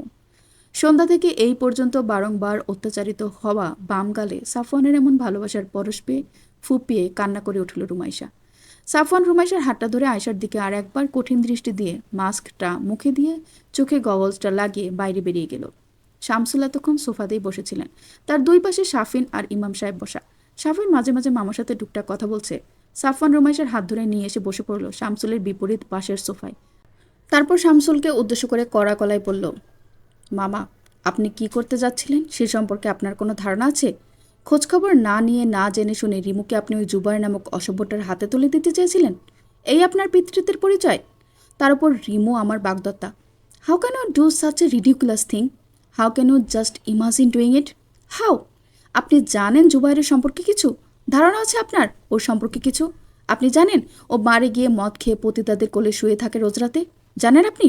এই রকম চারিত্রিক পতন ঘটা কারোর সাথে আপনি কিভাবে আপনার মেয়ের লাইফ জুড়ে দেওয়ার চিন্তা করেন, যেখানে সে অন্য কারো বাগদত্তা? It's a shame, total shame. Rumaisha অভিমানী দৃষ্টিতে তাকিয়ে আছে বাবার দিকে। শামসুল নিচের দিকে তাকিয়ে আছেন। মেয়ের চোখে চোখ পড়ার ভয়ে মাথা তুলছেন না তিনি। দোটানায় পড়ে খুব বড় ধরনের ভুল করেছেন তিনি। স্ত্রী সন্তানের ম্যানিপুলেশনে পড়ে তিনি পিতৃত্বের দায়িত্ব পালনে অবহেলা করেছেন অনেক। জুবাইর চরিত্রহীন জানার পরও মেয়ের বিয়ে দিতে রাজি হয়েছেন। এরকমটাতে তিনি চাননি। রুমাইশার বলা প্রতিটা কথা এখনও তার কানে বাজছে। রুমাইশার সেই আকুতি বড় চিৎকারগুলো মনে পড়তেই বুকটা ওনার কেঁপে উঠছে। সাফওয়ান আশাতে উনি যেন স্বস্তি ফিরে পেয়েছেন। শামসুলের এমন নীরবতাতে সাফওয়ান নিজের কঠিন গলাটা যথাসম্ভব নরম করে বলল, বিয়ের কাজ শুরু করার অনুমতি দিন মামা, আর বাকিদের ডাকুন। এই ঝামেলা আমি আজকেই শেষ করে দিতে চাই। আমার হবু স্ত্রীকে আমারই অগোচরে অন্য কারোর সাথে জোর করে বিয়ে দেওয়ার মূল্য বুঝিয়ে দিব আমি সবাইকে। দ্রুত ডাকুন সবাইকে। শামসুল ইমাম সাহেবকে বিয়ে পড়ানোর প্রস্তুতি নিতে ইশারা দিয়ে রুমাইশা রুমের দিকে এগোলেন, আয়েশা সহ বাকিদের ডাকতে। ইমাম সাহেব চুপসে গেছেন। শক্ত সামর্থ্য শামসুলকে এই দানবাকার ছেলেটার সামনে নিয়ে যেতে দেখে তার বুঝতে বাকি রইল না যে এ খুব কঠিন জিনিস। তিনি রেজিস্ট্রি খাতাটা বের করতে লাগলেন। শামসুল বাকিদের ডেকে ফিরে এসে আবার নিজের জায়গায় বসলেন। ওনার পেছন পেছন আয়েশা এলেন। শামসুলের পেছনে গিয়ে দাঁড়ালেন তিনি। জুলেখা এলে সাফওয়ান রুমাইশার পাশে জুলেখাকে বসতে ইশারা করল। জুলেখা যন্ত্রের মতো বসে পড়লেন রুমাইশার পাশে। জুবাইর এদের থেকে দূরত্ব বজায় রেখে দাঁড়িয়ে রইল সোফার পাশে। ইমাম সাহেব সাফওয়ানের থেকে সাফওয়ানের পুরো নাম আর বাবার নাম নিলেন। তারপর শামসুলের থেকে রুমাইশার পুরো নাম আর শামসুলের পুরো নাম নিলেন। এরপর শামসুলের দিকে তাকে জিজ্ঞেস করলেন দিনমোহর কত হবে। সাফওয়ান ওপাশ থেকে গমগমে কণ্ঠে বলে উঠল, গয়না সহ 50 লাখ। এই মুহূর্তে আমার কাছে 5.5 লাখ আছে দেওয়ার মতো। বাকিটা বউ নিয়ে বাসায় গিয়ে পরিশোধ করব। ইমাম সাহেব চোখ বড় বড় করে একবার সাফওয়ানের দিকে তাকালেন, পরক্ষণে শামসুলের দিকে আরেকবার তাকালেন। পাশে বসে থাকা জুলেখার চিবুক নেমে এলো। সোফার অপর প্রান্তে দাঁড়ানো জুবায়ের অবিশ্বাস্য চোখে দেখতে লাগলো সাফওয়ানকে। এ আবার কোথাকার কোন হরিদাস ভাবতে লাগলো। বাকি তথ্যাদি লিখে ইমাম সাহেব জিজ্ঞেস করলেন, সাক্ষী কারা হবেন? কারো উত্তর দেওয়ার আগে সাফওয়ান ইমাম সাহেবকে উদ্দেশ্য করে বললেন, আমার পক্ষে সাক্ষী দেবেন আপনি আর আমার ভাই, আর রিমুর পক্ষ থেকে দিবে জুলেখা খালা আর জুবায়ের। বলেই জুবাইরের দিকে একবার তাকালো। সাফওয়ানের মুখে নিজের নাম শুনে জুলেখা কেঁপে উঠলেন। জুবায়ের মনে মনে খেপে গেল ভীষণ। যেখানে ওর বিয়ে করার কথা ছিল সেখানে ও এখন মেয়ে পক্ষ থেকে সাক্ষী দিবে? ওর ক্ষমতা থাকলে এক্ষুনি এই ছেলেকে 2-4 ঘা বসিয়ে দিত। কিন্তু ওর এই চোখ জোড়ার কথা মনে করে আর আয়েশা খালার চুপ হয়ে যাওয়া দেখে আগানোর সাহস হলো না ওর। চুপচাপ যা হচ্ছে দেখে যেতে থাকলো। ইমাম সাহেব এবার উঠে এসে রুমাইশার বিপরীতে রাখা সোফায় বসলেন। তারপর বিয়ে পড়ানো শুরু করলেন।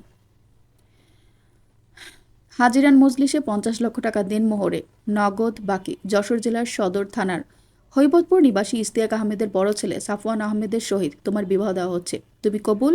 কবুল থাকলে বলো আলহামদুলিল্লাহ কবুল। উস্কো খুস্কো চুলে মুখে চরের দাগ নিয়ে নেতানো একটা সেলোয়ার কামিজ পরিহিতা রুমাইশা তার সন্ধ্যা রাত থেকে কান্না করা ফোলা চোখ নিয়ে এখন কবুল বলে কারো বৈধ সম্পত্তি হতে চলেছে। এই মুহূর্তে পুরোটাই ওর কাছে স্বপ্ন মনে হলো। চারপাশটা কেমন যেন নতুন লাগলো সম্পর্ক। হৃদযন্ত্রটা সাধারণের তুলনায় দ্রুত ধরাস ধরাস করছে। কান মাথা গরম হতে শুরু করছে। পা দুইটা কেঁপে উঠছে মাঝে মাঝে। দুই হাত দিয়ে নিজের কামিজের হাঁটের উপরে থাকা অংশটা খামচে দিয়ে ধরলে রাখলো। চোখ দুইটা কেমন যেন নিস্তেজ হয়ে আসছে। মনে হচ্ছে এক্ষুনি জ্ঞান হারিয়ে ফেলবেও। রুমাইশার গায়ের সাথে লেপ্টে বসা সাফওয়ান প্রিয়তমার এমন অস্থিরতা টের পেতেই নিজের হাঁটা রুমাইশার হাতের উপর রাখল। সাফওয়ানের এমন ভরসার ছোঁয়া পেয়ে ধীরে ধীরে স্বাভাবিক হয়ে গেল রুমাইশা। ইমাম সাহেব আরও একবার বললেন, বলো মা আলহামদুলিল্লাহ কবুল। রুমাইশা সবার অগোচরে বড় করে নিঃশ্বাস নিল। তারপর মৃদু স্বরে বলল, আলহামদুলিল্লাহ কবুল। রুমাইশার মুখে কবুল শুনে সাফওয়ান শামসুল দুজনেই চোখ বন্ধ করে স্বস্তির নিঃশ্বাস ছাড়লেন। সম্পূর্ণ দুজনের অগোচরে। পরপর আরও দুবার কবুল বলল রুমাইশা। আর তারপরে দুই চোখ থেকে দুফোঁটা পানি গড়িয়ে পড়ল ওর কোলের উপর। এটা আনন্দ অশ্রু নাকি পরিজনকে ছেড়ে যাবার কান্না, সেটা বুঝল না রুমাইশা নিজেও। ইমাম সাহেব রেজিস্ট্রি পেপারটা এগিয়ে দিলেন ওর দিকে স্বাক্ষর করার জন্য। স্বাক্ষর করা হয়ে গেলে ইমাম সাহেব এবার সাফওয়ানের দিকে ফিরে একইভাবে জিজ্ঞেস করলেন। ইমাম সাহেব জিজ্ঞেস করার শেষ হতে না হতে সাফওয়ান কবুল বলে দিল 3 বারই। ইমাম সাহেব হাসলেন মনে মনে। ছেলেগুলো বরাবর এমনই হয়, কবুল বলতে দেরি করে না একটু। কবুল বলে সাফওয়ান নিজের পকেট থেকে গাঢ় নীল রঙের একটা বক্স বের করলো। তারপর বাম হাতটা দিয়ে রুমাইশার ডান হাতটা নিজের হাতের মুঠোয় নিয়ে বক্স থেকে বের করা স্নোফ্লেক ডিজাইনের ডায়মন্ড রিংটা পরিয়ে দিল ওর ডান হাতের অনামিকাতে। রুমাইশা চকিতে একবার মুখ তুলে তাকালো সাফওয়ানের দিকে। সাফওয়ানও সেই মুহূর্তে তাকালো তার প্রিয়সীর দিকে। দুজনের চোখাচোখি হতেই রুমাইশা চোখ ফিরিয়ে নিল। এই মুহূর্ত থেকে ও সাফওয়ানের কাগজে কলমে লিখে নেওয়া সম্পত্তি, যার একচ্ছত্র অধিপতি সাফওয়ান নিজেই। হঠাৎ করে নিজের ভেতর অদ্ভুত এক শক্তিশালী সত্তাকে অনুভব করে রুমাইশা। কেউ আর চাইলেও ওর একটা পশমেও স্পর্শ করতে পারবে না। তার সাফওয়ান, তার স্বামী, তার সামনে পাহাড়ের মতো ঢাল হয়ে দাঁড়িয়ে থাকবে সর্বদাই।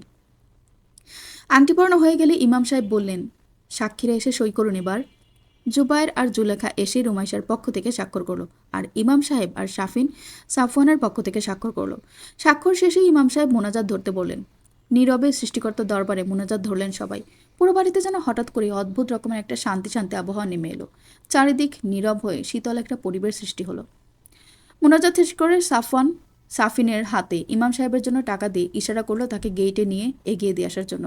শাফিন ইমাম সাহেবকে নিয়ে মেইন ডোর পার হয়ে বাইরে যেতে সাফওয়ান এক টান দিয়ে নিজের মাস্ক আর গগলস খুলে ফেলল। মাস্ক খুলতেই ওর ইস্পাত কঠিন মুক্তা সবার দৃষ্টিগোচর হলো। এই অদ্ভুত দর্শনের অস্বাভাবিক সৌন্দর্যের অধিকারী সুপুরুষটাকে দেখে জুলেখা বেশ অবাকই হলেন। তখন তিনি দূর থেকে ভালোভাবে খেয়াল করেননি। এখন কাছে থেকে দেখে তিনি হতভম্ব হয়ে গেলেন। সাফওয়ান রুমাইশের দিকে একবার দৃষ্টি দিয়ে তারপর জুবাইরের দিকে তীরচোখ চোখে তাকালো। তারপর বজ্র কণ্ঠে বলে উঠল, শামসুল মামা আর জুলেখা খালা, আপনারা দুজন নিজেদের রুমে যান। বাইরে যাই হয়ে যাক না কেন, কেউ বের হবেন না। আয়েশা মামি আর জুবাইরের সাথে আমার কিছু হিসাব নিকাশ বাকি আছে। শামসুলের বুক কেঁপে উঠল। চকিতে একবার পেছনে দাঁড়িয়ে থাকা আয়েশার দিকে দেখলেন তিনি। আয়েশার মুখটা পাংশ হয়ে আছে, অসহায়ত্ব ফুটে উঠেছে চোখে মুখে। শামসুল আবার সাফওয়ানের দিকে একবার তাকালো। শামসুলের দৃঢ় বিশ্বাস, সাফওয়ান জুবাইরের সাথে যাই করুক আয়েশাকে কিছু করবে না। সাফওয়ানের দিকে আরও একবার বিশ্বাসী দৃষ্টি দিয়ে শামসুল উঠলেন সোফা থেকে। স্বামীকে উঠে যেতে দেখে আয়েশা ভয় পেলেন অনেক। এখন উনি কি করবেন? শামসুলকে উঠে যেতে দেখে জুলেখাও কয়েকবার জুবাইরের দিকে তাকিয়ে ইতস্তত করে উঠলেন সোফা থেকে। তারপর রুমে গিয়ে দুজনেই দরজা দিলেন। ওনারা চোখের আড়ালে হতেই সাফওয়ান ধাম করে বসা থেকে দাঁড়িয়ে গেল। পর্ব 34। ক্রোধান্বিত চোখে তাকিয়ে ধীরে ধীরে জুবাইয়ের দিকে এগোলো সাফওয়ান। সাফওয়ানকে এভাবে আগাতে দেখে জুবাইর ঠায় দাঁড়িয়ে গেছে। ভয়ে ওর পা সরছে না। জুবাইরের গা কাঁপা শুরু হলো ওর নিজের অজান্তেই। ঢোক গিলল একটা বড় করে। সাফওয়ানের ওই উজ্জ্বল জলজলে চোখ দুইটা থেকে চাইলেও যেন চোখ ফেরাতে পারছে না ও। কিসের এক আতঙ্ক গ্রাস করে ফেলেছে যেন ওকে। কিছুটা দূরে দাঁড়ানো আয়েশা ভীত সন্ত্রস্তের চাহনি নিয়ে সাফওয়ানের গতিবিধি নজর রাখছে আর চোখে। জুলেখা ঘরের ভেতর থেকে দরজায় কান পেতে আছে। যদি কোনো অঘটন ঘটায় সাফওয়ান তার জন্য। বোনের থেকে শোনা সাফওয়ানের কীর্তিকলাপের বিবরণের পর থেকে ওনার গায়ে কাঁটা দিয়ে উঠছে। আর এখন খোদ শিকার তারই ছেলে। মনে মনে সৃষ্টিকর্তার কাছে আর্জি জানাচ্ছেন যেন ছেলেটার কোনো বড়সড় ক্ষতি না হয়ে যায়। সাফওয়ান জুবাইরের ঠিক সামনে গিয়ে শীতল দৃষ্টি দিল ওর চোখে। আর পরমুহূর্তে চোয়াল শক্ত করে নিজের শরীরের সর্বশক্তি দিয়ে জুবাইরের নাক আর ঠোঁটের কোণ বরাবর ঘুষি মারল একটা। সাফওয়ানের ইস্পাত কঠিন হাতের ঘুষিটা সত্যি সত্যি জুবায়েরের কাছে লোহার হাতুড়ির বাড়ির মতো লাগলো। ছিটকে গিয়ে পেছনের দেয়ালের সাথে মাথায় বাড়ি খেল ও। নাক দিয়ে গলগল করে রক্ত বের হতে শুরু করেছে ওর। ঠোঁট ফেটে গেছে একপাশ থেকে। চারিদিকে অন্ধকার দেখছে ও। জীবনে কখনো এরকম আঘাত ও কারো কাছ থেকে পেয়েছি কিনা মনে পড়ে না ওর। আজ সাফওয়ানের এক ঘুষি খেয়ে মাথার ভেতর বনবন করে ঘুরছে। জুবাইরের নাক মুখ দিয়ে গলগলিয়ে রক্ত আসতে দেখে ভরকে গেলেন আয়েশা। আতঙ্কে হতবাক হয়ে একবার তাকালেন তিনি সাফওয়ানের দিকে। সাফওয়ান এখনও তার শকুনি দৃষ্টি দিয়ে জুবাইরের দিকে তাকিয়ে আছে, ওর স্বাভাবিক হওয়ার অপেক্ষায়। জুবাইর নিজেকে একটু ধাতস্থ করে নিতেই সাফওয়ান তড়িৎ গতিতে ওর কাছে গিয়ে ওর শার্টের কলার ধরে উঁচু করল, আর এরপরই এক হাত দিয়ে জুবাইরের গলা ধরেই শূন্যে তুলে ধরল। মেঝে থেকে 2 ইঞ্চি উপরে সাফওয়ানের এক হাত মুঠির ভেতরে শুধুমাত্র গলার অবলম্বনে ঝুলে রইল জুবাইর। সাফওয়ানের পেশিবহুল হাতের চাপে জুবাইর ছটফট করতে শুরু করলো। চোখ মুখ উল্টে যেতে শুরু করলো ওর। জিহ্বা বেরিয়ে আসার উপক্রম হলো। নিঃশ্বাস বন্ধ হয়ে আসছে ক্রমে। নাকের রক্ত, মুখের লালা সব এক হয়ে পড়তে লাগলো মুখ বেয়ে। কিন্তু সেসব দিকে কোনো ভ্রুক্ষেপ নেই সাফওয়ানের। ও দাঁতে দাঁত চেপে জুবাইরের ফুলে ওঠা বাচ্চার আকুতিপূর্ণ মুখটা ভীষণ উপভোগ করছে। এক পৈশাচিক আনন্দ ওর শরীরে আলোড়ন সৃষ্টি করছে। জুবাইর কয়েকবার হাতড়িয়ে সাফওয়ানের হাতখানাকে গলা থেকে সরানোর চেষ্টা করলো, কিন্তু পুরোপুরি ব্যর্থ হলো ও। আয়েশা জুবাইরের এমন অবস্থা দেখে উচ্চস্বরে কেঁদে উঠে রুমাইশার দিকে তাকালেন একবার সাহায্য পাবার আশায়। হতভম্ব রুমাইশা তাড়াতাড়ি উঠে গিয়ে সাফওয়ানকে পেছন থেকে জড়িয়ে ধরে মিনতি করে বলল, ছেড়ে দিন ওকে, নাইলে মরে যাবে ও। ছেড়ে দিন প্লিজ, ওর কিছু হয়ে গেলে আপনি বিপদে পড়ে যাবেন। ছেড়ে দিন ওকে। আয়েশা সমানে কেঁদেই যাচ্ছে। জুলেখা বাইরে এত হুটুপুটি শুনে ভয় পেয়ে গেলেন, কিন্তু দরজা খোলার সাহস করলেন না। কান পেতে রইলেন আর চোখ বুজে ওপরওয়ালার কাছে প্রার্থনা করতে থাকলেন যেন কোনো অঘটন না ঘটে। রুমাইশা বলার পরও সাফওয়ান ছাড়ল না জুবাইরকে। আরও কিছুক্ষণ ওভাবেই মাটি থেকে উঁচু করে রাখল ওকে, আর তারপরই ধাম করে ছেড়ে দিল। শব্দ করে মেঝেতে আছড়ে পড়ল জুবাইর। ছাড়া পেয়ে নিজের গলায় হাত দিয়ে হাঁসফাঁস করতে লাগলো ও। মৃত্যুর কাছাকাছি গিয়েও যেন ফিরে আসলো। আয়েশা অবিশ্বাস্য চোখে সাফওয়ানের কঠিন মুখশ্রীর দিকে তাকিয়ে রইলেন। ভীত সন্ত্রস্ত হয়ে সামনে থাকা সোফার উপরের অংশ হাত দিয়ে খামচে ধরে জড়সড় হয়ে দাঁড়িয়ে আছেন তিনি। সাফওয়ান সেইখানে স্থির হয়ে দাঁড়ানো অবস্থাতেই মাথা ঘুরিয়ে আয়েশার দিকে তাকালো। আয়েশা ফুপিয়ে কাঁদতে শুরু করলেন। রুমাইশা পেছন থেকে জড়িয়ে ধরে আছে সাফওয়ানকে, যেন সাফওয়ান মায়ের দিকে ভুলেও না আগায়। সাফওয়ান সত্যিই আগালো না। ওইখানে দাঁড়িয়েই আয়েশার উদ্দেশ্যে বজ্রকঠিন কণ্ঠে বলে উঠল, আপনাকে বলেছিলাম আমার বাগদত্তার চোয়ালে যেন আমি আর কোনো আঘাতের চিহ্ন না দেখি। এরপর আপনি ওর গায়ে আঘাত তুলেছেন কেন? জবাব দিন এই মুহূর্তে। আয়েশা কোনো কথা বললেন না। ফ্যালফ্যাল করে তাকিয়ে থেকে চোখের পানি ফেললেন শুধু। আয়েশার নীরবতায় সাফওয়ান দাঁত মুখ খিচিয়ে বলল, রিমুকে বলা আপনার প্রতিটা কথা শুনেছি আমি, আর এই কুকুরটার বলা প্রতিটা কথাও। কে কি বলেছে সব শুনেছি আমি। আপনি যদি রিমুর মা না হতেন তাহলে এই মুহূর্তে আপনার জিভ টেনে ছিঁড়ে ফেলতাম আমি। হ্যাঁ, ওর মানুষই হবে না, জানোয়ার লাগবে। মানুষরূপী জানোয়ারের সাথে আপনার যদি ওর বিয়ে দিতে আপত্তি না হয়, তাহলে আমি জানোয়ারের সাথে বিয়ে দিতে আপনার এত কিসের আপত্তি? আজ থেকে রিমু আমার স্ত্রী। আপনাদের সাথে ওর সম্পর্ক নষ্ট হোক সেটা আমি কখনোই চাইব না। তবে আমি বেঁচে থাকাকালীন রিমু যতদিন এই বাড়িতে এসে থাকবে, ততদিন আপনি ওকে যদি সামান্য কোনো আঘাতও করেন, হোক সেটা ফিজিক্যাল অর মেন্টাল, আমি আপনাকে সেদিন আর ছেড়ে দেব না। Mind it. রুমাইশা পেছন থেকে সাফওয়ানকে আরও জোরে আঁকড়ে ধরে বলল, চুপ করুন আপনি, পায়ে পড়ি আপনার। থামুন এইবার, বিয়ে তো হয়েই গেছে, কোনো ঝামেলা নেই আর কিছু করবেন না আপনি প্লিজ। সাফওয়ান আয়েশার দিকে তখনও চোয়াল শক্ত করে তাকিয়ে রইল। আয়েশার চোখ নামিয়ে ফেললেন। সাফওয়ানের ওই অগ্নির চক্ষুতে তাকিয়ে থাকতে পারলেন না তিনি। চোখ দুটো বন্ধ করে কিছুক্ষণ নিজেকে নিয়ন্ত্রণ করার চেষ্টা করলো সাফওয়ান, কিন্তু পারল না। রুমাইশার হাত দুইটা ধীরে ধীরে নিজের থেকে ছাড়িয়ে নিল ও। তারপরেই রুমাইশাকে কিছু বোঝে ওঠার আগেই বিদ্যুৎ গতিতে গিয়ে ফ্লোরে বসা জুবাইরের গলা ধরে পেছন থেকে ঘুরিয়ে হ্যাচকা টানে নিজের কাছে টেনে আনলো সাফওয়ান। তারপর ওর গলা চেপে ধরে চিবিয়ে চিবিয়ে বলল, খুব আদর করার ইচ্ছে না তোর? রিমুকে আদর করে আমার এক্সিস্টেন্স ভুলিয়ে দিবি তুই? খুব শখ না অন্যের বউকে আদর করার? তোর শখ আজ আমি মিটিয়ে দিব চিরতরে। বলেই জুবাইরের ডান হাতটা হ্যাচকা টানে টেনে পেছন দিকে নিয়ে মুচড়ে দিল সাফওয়ান। কলার বনে খট করে শব্দ হয়ে উঠল ওর। আকাশ বাতাস কাঁপিয়ে চিৎকার দিয়ে উঠল জুবাইর। রুমাইশা দ্রুত গিয়ে সাফওয়ানকে পেছন থেকে জড়িয়ে ধরল আবার। ওর কালো স্যুটের বোতামের স্থানটা 2 হাতে মুঠি করে সরিয়ে নিয়ে আসতে চাইল জুবাইরের থেকে। ছেড়ে দিন ওকে প্লিজ, মরে যাবে ও। ওর মা আছে এইখানে, ছেড়ে দিন প্লিজ। খালার ছেলের কিছু হলে খালা বাঁচবে না। ছেড়ে দিন ওকে, দয়া করে ছেড়ে দিন। এদিকে ছেলের চিৎকার শুনে জুলেখা আর রুমে থাকতে পারলেন না। দ্রুত পায়ে দরজার লক করে দৌড়ে বাইরে এলেন। এপাশ থেকে শামসুলও বাইরে বেরিয়ে এলেন। ছেলের এমন অবস্থা দেখে জুলেখা উচ্চস্বরে কেঁদে উঠলেন। সাফওয়ানের উদ্দেশ্যে মিনতি করে বললেন, ছেড়ে দাও আমার ছেলেকে। ও আর কখনো রুমিকে কিছু বলবে না, আর কখনো রুমির দিকে ফিরেও তাকাবে না। যত দ্রুত সম্ভব ইতালি চলে যাবে ও। ছেড়ে দাও আমার ছেলেকে তুমি। কিন্তু কারো কথায় সাফওয়ানের কোনো ভ্রুক্ষেপ হলো না। ওইবার জুবাইরের হাতটা হ্যাঁচকে টান দিয়ে পেছনে নিয়ে এসে আবারও মুচড়ে ধরল। কোকিয়ে উঠল জুবাইর। শামসুল তাড়াতাড়ি এগিয়ে এসে সাফওয়ানের হাত থেকে জুবাইরকে ছাড়ানোর চেষ্টা করলেন। মিনতি সুরে বললেন, সাফওয়ান বাবা, ওকে ছেড়ে দে। হাত ভেঙে যাবে ওর। ওকে ছেড়ে দে, দরকার হলে ও তোর কাছে মাফ চাইবে, তারপরও ছেড়ে দে তুই ওকে। সাফওয়ান দাঁতে দাঁত চেপে শামসুলের উদ্দেশ্যে বলল, মামা, আপনার ধারণাই নেই এই কুকুরটা আমার রিমুকে কে কি বলেছে। ওর নোংরা কথা বলার শখ আমি চিরতরে মিটিয়ে দেব একদম। শামসুল রুমাইশার দিকে অসহায় দৃষ্টিতে একবার তাকিয়ে সাফওয়ানকে থামাতে ইশারা করলো, কিন্তু সাফওয়ান যে রুমাইশার কথাও শুনছে না। শামসুল সাফওয়ানের হাত থেকে জুবাইরের হাতের কবজি ছাড়ানোর চেষ্টা করে বললেন, ওর ভুল হয়ে গেছে সাফওয়ান, ছেড়ে দে তুই ওকে। ও আর করবে না এমন। ছেড়ে দে বাপ। ওর ভালো মন্দ একটা কিছু হয়ে গেলে পুলিশে মামলায় পড়তে হবে। ছেড়ে দে ওকে। সাফওয়ান জুবাইরের হাতটা ওই অবস্থাতে আবার নিজের দিকে টান দিল। তারপর ওর কানের কাছে মুখ নিয়ে চিবিয়ে চিবিয়ে বলল, আজ যদি আমার স্ত্রী আমাকে বাধা না দিত, তবে তোর হাত ছিঁড়ে আমি তোর গলা দিয়ে নামিয়ে দিতাম, বেঁচে গেলে এবারের মতো। কিন্তু জুবাইরকে ছেড়ে দিল না সাফওয়ান। ডান হাত ছেড়ে এবার ওর বাম হাতটা শক্ত করে ধরে পিছমোড়া করে আবারও জোরে মুচড়ে ধরল। আর সাথে সাথে বাম পাশের হাতের কলার বনে খট করে শব্দ হলো। জুবাইর এবার আগের চাইতেও জোরে চিৎকার করে উঠল। ঘর কেঁপে উঠল যেন সে চিৎকারে।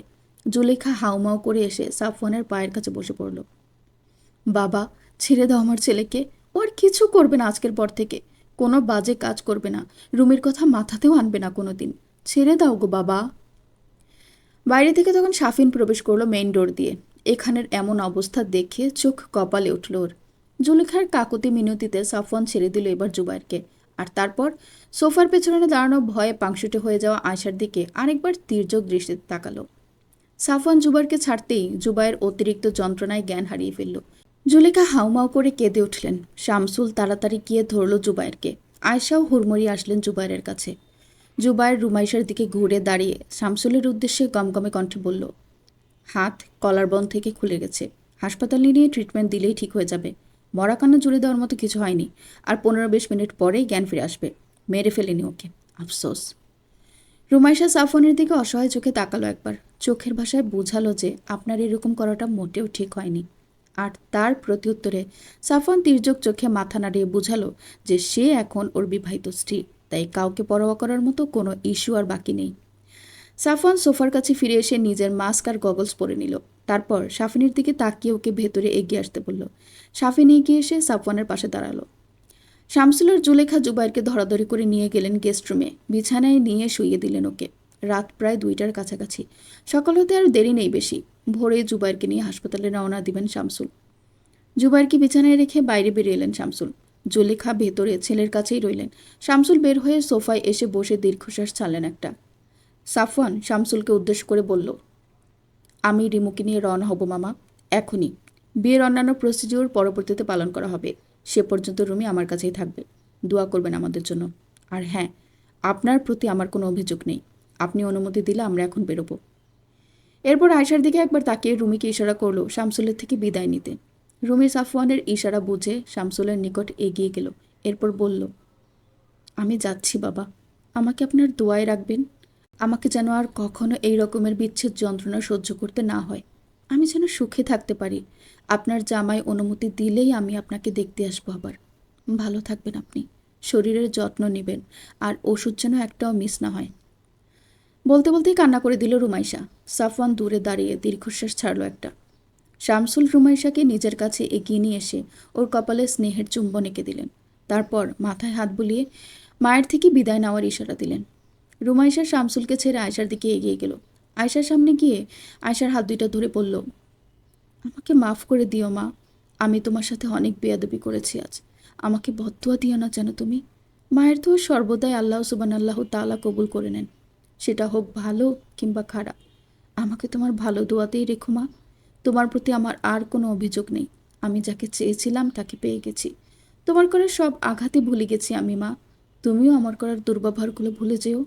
ওগুলো মনে করে কষ্ট পেও না, নইলে আল্লাহ তাআলা আমাকে কখনো সুখে রাখবেন না। অনেক ভালোবাসি তোমাকে মা। রুমাইশার চোখের কোণ থেকে পানি গড়িয়ে পড়ল। আয়শা প্রত্যুত্তরে কিছু বললেন না রুমাইশাকে, শুধু নিজের হাতটা রুমাইশার মাথায় বুলিয়ে দিলেন। রুমাইশার চোখ বুজে নিল। মায়ের এই আদরটুকু সবটুকু নিজের ভেতরে শুষে নেওয়ার চেষ্টা করলো যেন। ধীরে ধীরে আয়শার হাতটা ছেড়ে দিল রুমাইশা। তারপর মায়ের চোখে তাকিয়ে বলল, আসছি আমি মা। তোমার মেয়ের জামাইকে কখনো অন্য নজরে দেখো না আর। ও বাইরে থেকে জঙ্গলি হলেও ভেতর থেকে পুরোপুরি একজন দায়িত্বশীল পুরুষ মানুষ। সে আমার যথেষ্ট খেয়াল রাখবে বলে আমার বিশ্বাস। মায়ের দিকে আরেকবার কান্না চোখে তাকিয়ে সাফওয়ানের দিকে একবার তাকালো রুমাইশা। সাফওয়ান শামসুলের দিকে তাকিয়ে রুমাইশাকে নিয়ে যাওয়ার অনুমতি চাইল। শামসুল অনুমতি দিলে রুমাইশার হাত ধরে বাইরে যাওয়ার উদ্দেশ্যে পা বাড়ল সাফওয়ান। আয়েশার সাথে কোনো কথা বলার প্রয়োজন মনে করল না। সাফওয়ানের পেছন পেছন শাফিনও এলো, শামসুল আয়েশাকে বিদায় জানিয়ে। শামসুল শাফিনের সাথে সাথে এগিয়ে এলেন ওদেরকে গাড়ির কাছে দিয়ে আসতে। গাড়ির কাছে এসে সাফওয়ান রুমাইশাকে গাড়িতে ওঠার জন্য গাড়ির সামনের দরজা খুলে দিল। রুমাইশা উঠে বসলো। শাফিন গিয়ে পেছনের সিটে উঠল। ড্রাইভিং সিটে বসার আগে সাফওয়ান শামসুলের দিকে ফিরে দাঁড়ালো আরও একবার। শামসুল সাফওয়ানের ডান হাতটা নিজের হাতে নিয়ে বললেন, আমার মেয়েটাকে দেখে শুনে রাখিস। একটা মাত্র মেয়ে আমার। ও অনেক পাগলি। আগে খুব শান্তশিষ্ট ছিল, কিন্তু এখন কিছু বললেই ছ্যাদ করে ওঠে। ওর ওপরে কখনো চড়াও হোস না, সহ্য করে নিস। আর ও যখন রেগে যায় তখন কি বলে ও নিজেও জানে না। তাই কখনো অযৌক্তিক কিছু বলে ফেললে ক্ষমা করে দিস ওকে। কিছু মনে রাখিস না। সাফওয়ান নিজের বাম হাতটা শামসুলের হাতের উপর রেখে বলল, আপনি কোনো চিন্তা করবেন না মামা। আপনার মেয়ের কোনো অযত্ন হবে না। আপনাদের মতো করেই ওর খেয়াল রাখার চেষ্টা করব আমি। আপনি শুধু দোয়া করবেন আমাদের জন্য। শামসুল চোখ মুছে মাথা নাড়লেন। সাফওয়ান মামার হাত ছেড়ে আসি বলে ড্রাইভিং সিটে গিয়ে বসল। শামসুল গেট খুলে দিলেন। সাফওয়ান রুমি আর শাফিনকে নিয়ে বেরিয়ে গেল গাড়িতে করে। শামসুল সেদিকে এক নজরে তাকিয়ে থাকলেন কিছুক্ষণ, তারপর আবার রুমের দিকে পা বাড়ালেন। এদিকে আয়েশা নিজেকে ধাতস্থ করে রুমে গিয়ে নিজের ফোনটা হাতে নিয়ে সুইচ চাপলেন রাফসানকে এসব কথা বলার জন্য। কিন্তু সুইচ টিপতেই দেখলেন রাফসানের 57টা মিসড কল। পর্ব 35। রাফসানের এতগুলো মিসড কল দেখে আয়েশা ভরকালেন। ছেলেটা কোনো বিপদ আপদ হলো কিনা ভেবে দ্রুত কল ব্যাক দিলেন আয়েশা। প্রথমবার রিং হয়ে কেটে গেল, আবার কল দিলেন। দুশ্চিন্তায় ওনার বুকের ভেতর দুরু দুরু করে কাঁপতে লাগলো। দুবার রিং হওয়ার পর রাফসান কল ধরল। উত্তেজিত গলায় বলল, মা, কখন থেকে ফোন দিচ্ছি, ধরছো না কেন? ওদিকে কি হয়েছে বলো দ্রুত। জুবাইরের সাথে কি রুমির বিয়েটা হয়ে গেছে? আয়েশা কি বলবেন ভেবে পেলেন না, নিরুত্তর রইলেন। মাকে কোনো কথা বলতে না দেখে রাফসান আবারও জিজ্ঞেস করল, কি হলো মা, কথা বলো না কেন? কি হয়েছে দ্রুত বলো। আয়েশা ইতস্তত করেন কিছুক্ষণ, তারপর বললেন, একটু আগে রুমিকে নিয়ে চলে গেছে সাফওয়ান, বিয়ে করে। রাফসান আশাহত হয়ে বসে পড়ল নিজের বিছানায়। এটাই হওয়ার ছিল।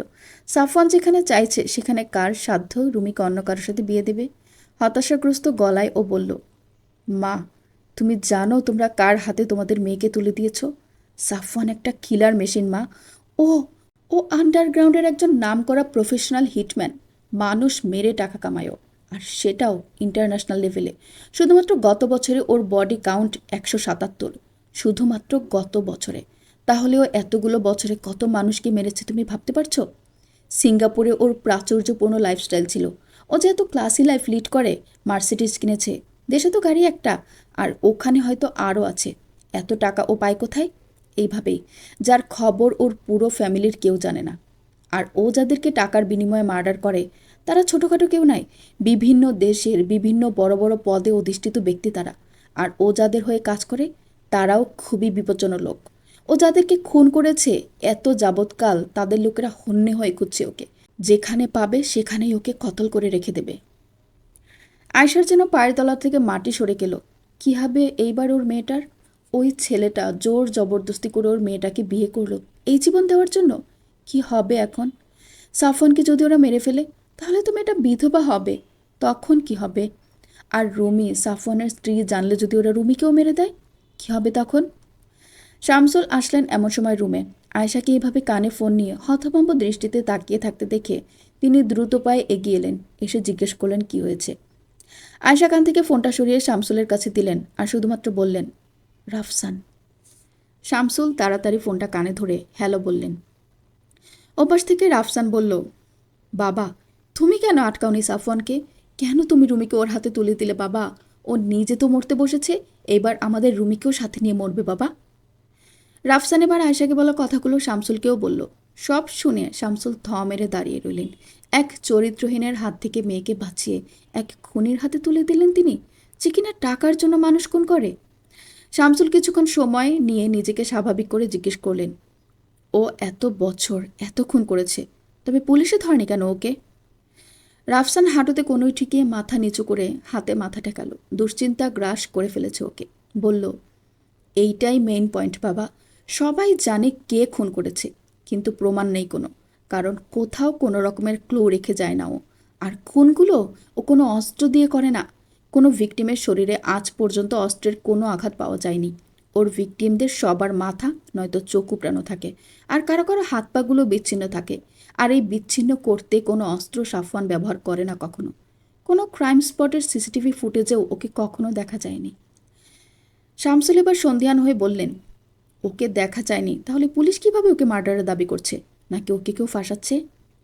রাফসান দীর্ঘশ্বাস ছেড়ে বলল, বাবা, ব্যাপারটা খুব কমপ্লেক্স। এতকাল কেউ জানতো না যে আসলেই কে খুনগুলো করছে। যাদের খুন করা হয়েছে আজ পর্যন্ত, তাদের লোকেরাও জানতো না এতদিন। সাফওয়ান সিঙ্গাপুর থেকে চলে আসার আগে এই প্রফেশন ত্যাগ করে, কিন্তু ও যাদের হয়ে কাজ করত তারা ওকে হাতছাড়া করতে চায়নি, কারণ এমন দক্ষ হিটম্যান খুব কমই পাওয়া যায়। তাই ওপর মহলের লোকজনরা ওকে অনুরোধ করে এই প্রফেশন ত্যাগ না করতে, কিন্তু তাদের কথা না শুনে সাফওয়ান এই প্রফেশন থেকে অব্যাহতি নেয়, আর তাতেই বাধে বিপত্তি। খুনগুলো যারা করিয়েছে তারাই ভিকটিমদের লোকজনকে জানিয়ে দেয় সাফওয়ানের কথা, সাথে পুলিশদেরকেও। কিন্তু সাফওয়ান দেশে ফেরার আগে ওদেরকে চ্যালেঞ্জ করে এসেছিল যে ওর বিরুদ্ধে প্রমাণ পেলে ও স্বেচ্ছায় ওদের কাছে ধরা দিয়ে দেবে। ওরা কোনো প্রমাণ পায়নি সাফওয়ানের বিরুদ্ধে, কিন্তু সাফওয়ানকে ওরা ছাড়বে না। যে কোনো মূল্যেই সাফওয়ানকে ওরা খুঁজে বের করে হত্যা করবে। আর নয়তো কি? অধৈর্য হয়ে জিজ্ঞেস করলেন শামসুল। রাফসান ফোঁস করে নিঃশ্বাস ছেড়ে বলল, আর নয়তো ওকে সায়েন্টিস্টদের হাতে তুলে দেওয়া হবে, কারণ ওর এই রিয়ার কন্ডিশনের কথা উপর মহলের কয়েকজন জানত। তারাই এই ব্যাপারটা ফাঁস করে দিয়েছে আমেরিকার একটি হাইব্রিড রিসার্চ অর্গানাইজেশনে। যতদূর ধারণা করা হচ্ছে তারাও লোক লাগিয়েছে সাফওয়ানকে খোঁজার জন্য, আর ওকে পেলে সোজা ওদের ল্যাবে নিয়ে যাবে। আর তারপর কি করবে ওর সাথে জানি না। শামসুল বসে পড়লেন বিছানায়। এখন কি হবে? সাফওয়ানের পেছনে এত এত লোক লেগে আছে ওকে মেরে ফেলার জন্য। তাহলে রুমির কি হবে এখন? ওরা যদি সাফওয়ানের সাথে সাথে রুমিরও কোনো ক্ষতি করে দেয়, মেয়ের কিছু হলে কি করবেন তিনি? রাত এখন প্রায় ৩টা। সাফওয়ান ড্রাইভিং সিটে বসে গাড়ির স্টিয়ারিং ঘুরেছে। চোখ ওর রাস্তার দিকে হলেও মনোযোগ সম্পূর্ণ পাশের সিটে বসা ক্রন্দনরত রমণীর দিকে। রুমাইশা গাড়িতে ওঠার পর থেকে নিঃশব্দে কেঁদে চলেছে। চোখ থেকে ওর পানি থামতেই চাইছে না। কান্নার দমকে মাঝে মাঝে কেঁপে উঠছে। শাফিন পেছনে বসে বারবার রুমাইশাকে সান্ত্বনা দিয়ে যাচ্ছে কান্না না করার জন্য, কিন্তু রুমাইশা চাইলেও কান্না আটকাতে পারছে না। বুকের ভেতরটা বারবার মোচড়ে উঠে কান্নার বেগ বাড়িয়ে দিচ্ছে। সাফওয়ান নীরব হয়ে আছে। রুমাইশার মনের অবস্থাটা একটু হলেও বুঝতে পারছেও। সেই রাত থেকে ওর ওপর দিয়ে যা বয়ে গেছে তাতে ওর কান্না না করাটাই বরং অস্বাভাবিক হতো। একবার আর চোখে দেখল ও রুমাইশাকে। ক্লান্তিতে চোখ দুইটা ছোট হয়ে এসেছে। মাথা থেকে ওড়না পড়ে গেছে। খোলা চুলগুলোর কয়েক গাছি বাতাসে উঠছে। থেকে থেকে ফোপাচ্ছেও। বামগালের ফোলাটা এখন একটু কমেছে, তবে লাল হয়ে আছে। রাতে খাওয়াও হয়নি ওর। এত রাতে দোকানপাটও সব বন্ধ। বাড়ি গিয়ে ছাড়া আর পেটে কিছু পড়বে না। রুমাইশার দিক থেকে চোখ ফিরিয়ে আবারও রাস্তায় মনোনিবেশ করলো সাফওয়ান। বাড়ি পৌঁছাতে আর বেশি রাস্তা বাকি নেই। রুমাইশা ক্ষণিকের ভেতরে গাড়ির উইন্ডো গ্লাসে মাথা ঠেকিয়ে ঘুমিয়ে পড়ল। সাফওয়ান গাড়ির গতি ধীর করে রুমাইশার সিটটা পেছনে হেলিয়ে দিল ভালোভাবে ঘুমানোর জন্য। তারপর আবার গাড়ির গতি বাড়িয়ে দিল ও। ঘুম দরকার রিমোর। যত দ্রুত বাড়ি যাওয়া যায় তত দ্রুতই রিল্যাক্স হতে পারবে ও। রুমাইশা ঘুমানোর পর চারিদিকটা আরও নিস্তব্ধ হয়ে গেল। গাড়ির ইঞ্জিনের শ শব্দ ছাড়া আর কিছুই কানে এলো না। শাফিনের চোখে ঘুম নেই। এত সব ঘটনা মুহূর্তের ভেতর হয়ে গেল। ভাইয়ের যে রূপ আগে কখনো দেখেনি তাই দেখে ফেলেছে ও। ভাইকেও হঠাৎ করে যেন কেমন ভয় ভয় পাচ্ছে। সাফওয়ান আর চোখে গাড়ির ভিউ মিররে শাফিনের চেহারাটা দেখতে পেল। ভীত অথচ উৎসুক চেহারা নিয়ে ওর দিকে তাকিয়ে থাকতে দেখে সাফওয়ান বলল, কিছু জিজ্ঞেস করার থাকলে কর। শাফিন থতমত খেল প্রথমে। ভাইয়া ওর চেহারা দেখে বুঝে গেছে ভেবেই লজ্জা পেল। কিন্তু ভাইকে সেটা বুঝতে না দিয়ে জিজ্ঞেস করলো, আয়শা মামি তো রুমি আপুর ফোন সেই সন্ধ্যা রাতেই নিয়ে গিয়েছিল শুনলাম। তাহলে তুমি অত রাতে কীভাবে বুঝলে যে আপুর বিয়ে দিয়ে দিচ্ছে মামি? সাফওয়ান হাসল নীরবে, তারপর বলল, রিমোর বডিতে একটা ট্র্যাকার লাগিয়ে দিয়েছিলাম আমি সেদিন এসে।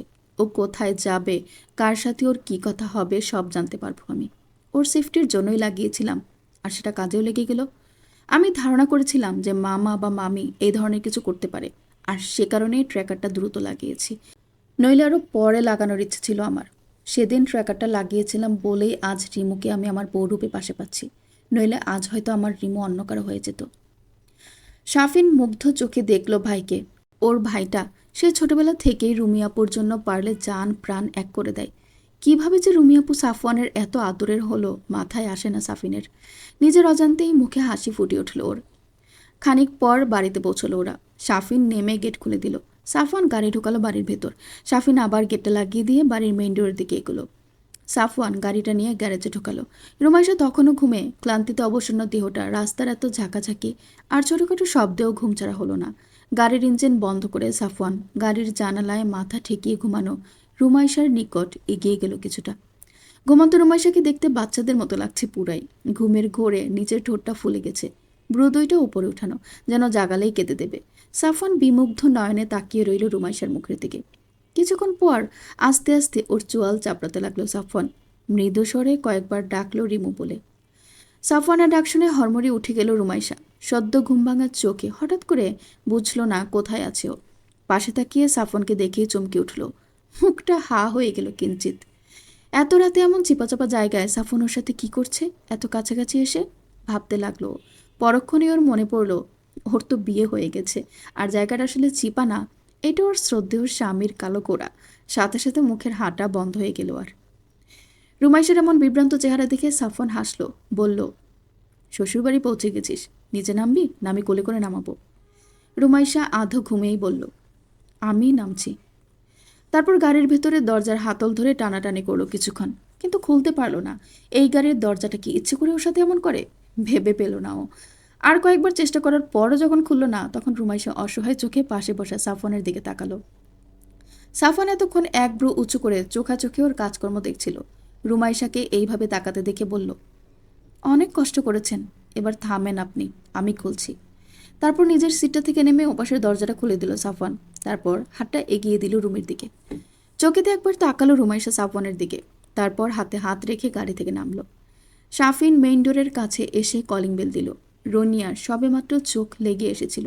ছেলে দুটো হঠাৎ বাইরে যাওয়ায় চিন্তায় ছিলেন তিনি। শাফিনের কাছে দুবার কল দিয়েছিলেন, কিন্তু ধরেনি ও, যার কারণে আরও বেশি চিন্তিত ছিলেন। কলিং বেলের শব্দ পেয়ে রুম থেকে বেরিয়ে এসে মেইন ডোর খুলে দিলেন তিনি। শাফিন দরজাতেই দাঁড়িয়েছিল। শাফিনকে একা দেখে রুনিয়া ভরকালেন, বললেন, তুই একা কেন? সাফওয়ান কই? শাফিন মুচকি এসে বলল, গাড়ি রাখতে গেছে গ্যারেজে, আমাদের সাথে আরও একজন আছে, বাড়ির নতুন সদস্যকে বরণ করে নেওয়ার জন্য প্রস্তুত হও। রুনিয়া শাফিনের কথা বুঝতে না পেরে বললেন, নতুন সদস্য মানে? কে এসেছে তোদের সাথে? সেই মুহূর্তে সাফওয়ান এসে হাজির হলো শাফিনের পেছনে। রুমাইশা পেছনে থাকায় অন্ধকারে দেখতে পেলেন না রুনিয়া ওকে। সাফওয়ানকে দেখে তিনি জিজ্ঞেস করলেন, কোথায় গেছিলি তোরা, আর কে আছে তোদের সাথে? কাউকে তো দেখছি না। তখনই সাফওয়ানের পেছন থেকে আলো থালো বেশি রুমাইশা বের হয়ে আসলো রুনিয়ার সামনে। এত রাতে রুমাইশাকে সাফওয়ানদের সাথে দেখে রুনিয়া চমকালেন প্রচণ্ড। তার ওপর রুমাইশার চোখ মুখের এমন বেহাল দশা দেখে রুনিয়া ভয় পেলেন। দ্রুত এগিয়ে এসে ওর মুখে হাত বুলিয়ে উদ্বেগের সাথে বললেন, রুমিমা, কী রে, কি হয়েছে তোর? এমন দেখাচ্ছে কেন তোকে? আর এত রাতে তুই এদের সাথে কিভাবে? কি কোথায় পেল ওরা তোকে? বাড়িতে জানে সবাই? সাফওয়ান পাশ থেকে বলে উঠল, জানে মা সবাই, রিমুকে আমি বিয়ে করে নিয়ে এসেছি মামা মামির উপস্থিতিতেই। এখন তুমি ওকে ওর রুমে দিয়ে আসো, যেখানেও থাকতো আগে। ওর ঘুম দরকার অনেক, পারলে কিছু খাইয়ে দিও। দুপুরের পর আর কিছু খাইনিও। আর বাকি কথা কাল হবে, সব খুলে বলবো তোমাকে। এখন আমাদের সবার বিশ্রামের দরকার। তারপর শাফিনকে রুমে যেতে বলে নিজেও চলে গেল সিঁড়ির দিকে। রুনিয়া অবাক হলেন প্রচণ্ড। কি এমন হলো যে এত রাতে গিয়ে সাফওয়ান বিয়ে করে আনলো রুমিকে? সব ঠিকঠাক আছে তো ওদিকে? কিন্তু বেশি কিছু ভাবলেন না তিনি। রুমিকে ক্লান্ত দেখাচ্ছে অনেক, ওর বাহু ধরে ভেতরে নিয়ে আসলেন। রুমি এখন তার পরিবারের একজন স্থায়ী সদস্য, ভাবতেই রুমির প্রতি স্নেহ যেন আরও কয়েক গুণ বেড়ে গেল তার। রুমিকে রুমে নিয়ে ফ্রেশ হতে বলে তিনি রান্নাঘরে চলে গেলেন। ফ্রিজে রাতে রান্না করা ভাত আছে আর মাছের ঝোল, সেগুলো বের করে গরম করে থালায় ভাত বেড়ে নিয়ে আসলেন রুমের ঘরে। ঘুমের চোটে বসে বসে টাল খাচ্ছে রুমাইশা। রুনিয়া তাড়াতাড়ি করে মুখে তুলে খাইয়ে দিলেন ওরকে কয়েক লোকমা। অল্প কয়েকটা খেয়ে রুমাইশা হার মানল। এক গ্লাস পানি খেয়ে ঘুম ঘুম চোখে রুনিয়াকে বলল, আর একটুও খাবো না ফুপ্পি, ঘুমে চোখ দুইটা বন্ধ হয়ে আসছে আমার, কিচ্ছু দেখতে পাচ্ছি না। চোখ বড় বড় করে চারিদিকে ঘুরিয়ে তাকিয়ে বলে রুমাইশা। রুনিয়া হাসলেন। মেয়েটা ঘুমের ঘোরেও দুষ্টুমি করছে। থালা নিয়ে বাইরে যেতে নিলে রুমাইশা পেছন থেকে বলে উঠল, তুমি আমার সাথে আজ একটু ঘুমাবা ফুপ্পি? তোমাকে জড়িয়ে ধরে ঘুমাতাম, খুব ইচ্ছা করছে। রুনিয়া রুমাইশার দিকে পেছনে ফিরে তাকিয়ে দুষ্টু মিশে বললেন, আমার ছেলেকে জড়িয়ে ধরতে পারছিস না বলে এখন আমাকে চাইছিস? রুমাইশা রুনিয়ার কথায় তাজ্জব বনে গেল। লজ্জা পেয়ে চোখ মুখ লাল করে বলল, ছি ছি ফুপ্পি, কিসব বলো তুমি? যাও, লাগবে না, আমি একাই ঘুমাবো। বলে কোলবালিশটা নিয়ে উল্টো দিকে ফিরে বালিশে মাথা রাখল রুমাইশা। রুনিয়া তা দেখে এসে বললেন, ঘুমাতে থাক, আমি আসছি এগুলো রেখে। রুমাইশার মুখে হাসি ফুটে উঠল, কিন্তু এদিকে ফিরল না ও। উল্টো দিকে ফিরে ঘাপটি মেরে শুয়ে রইল। শুনলেন রানী আমিনার লেখা অফিডিয়ান গল্প থেকে পর্ব 31 থেকে পর্ব 35। গল্পটি পরবর্তী পর্বগুলো শুনতে চাইলে অবশ্যই চ্যানেলটিকে সাবস্ক্রাইব করে আমার সাথেই থাকুন। ধন্যবাদ।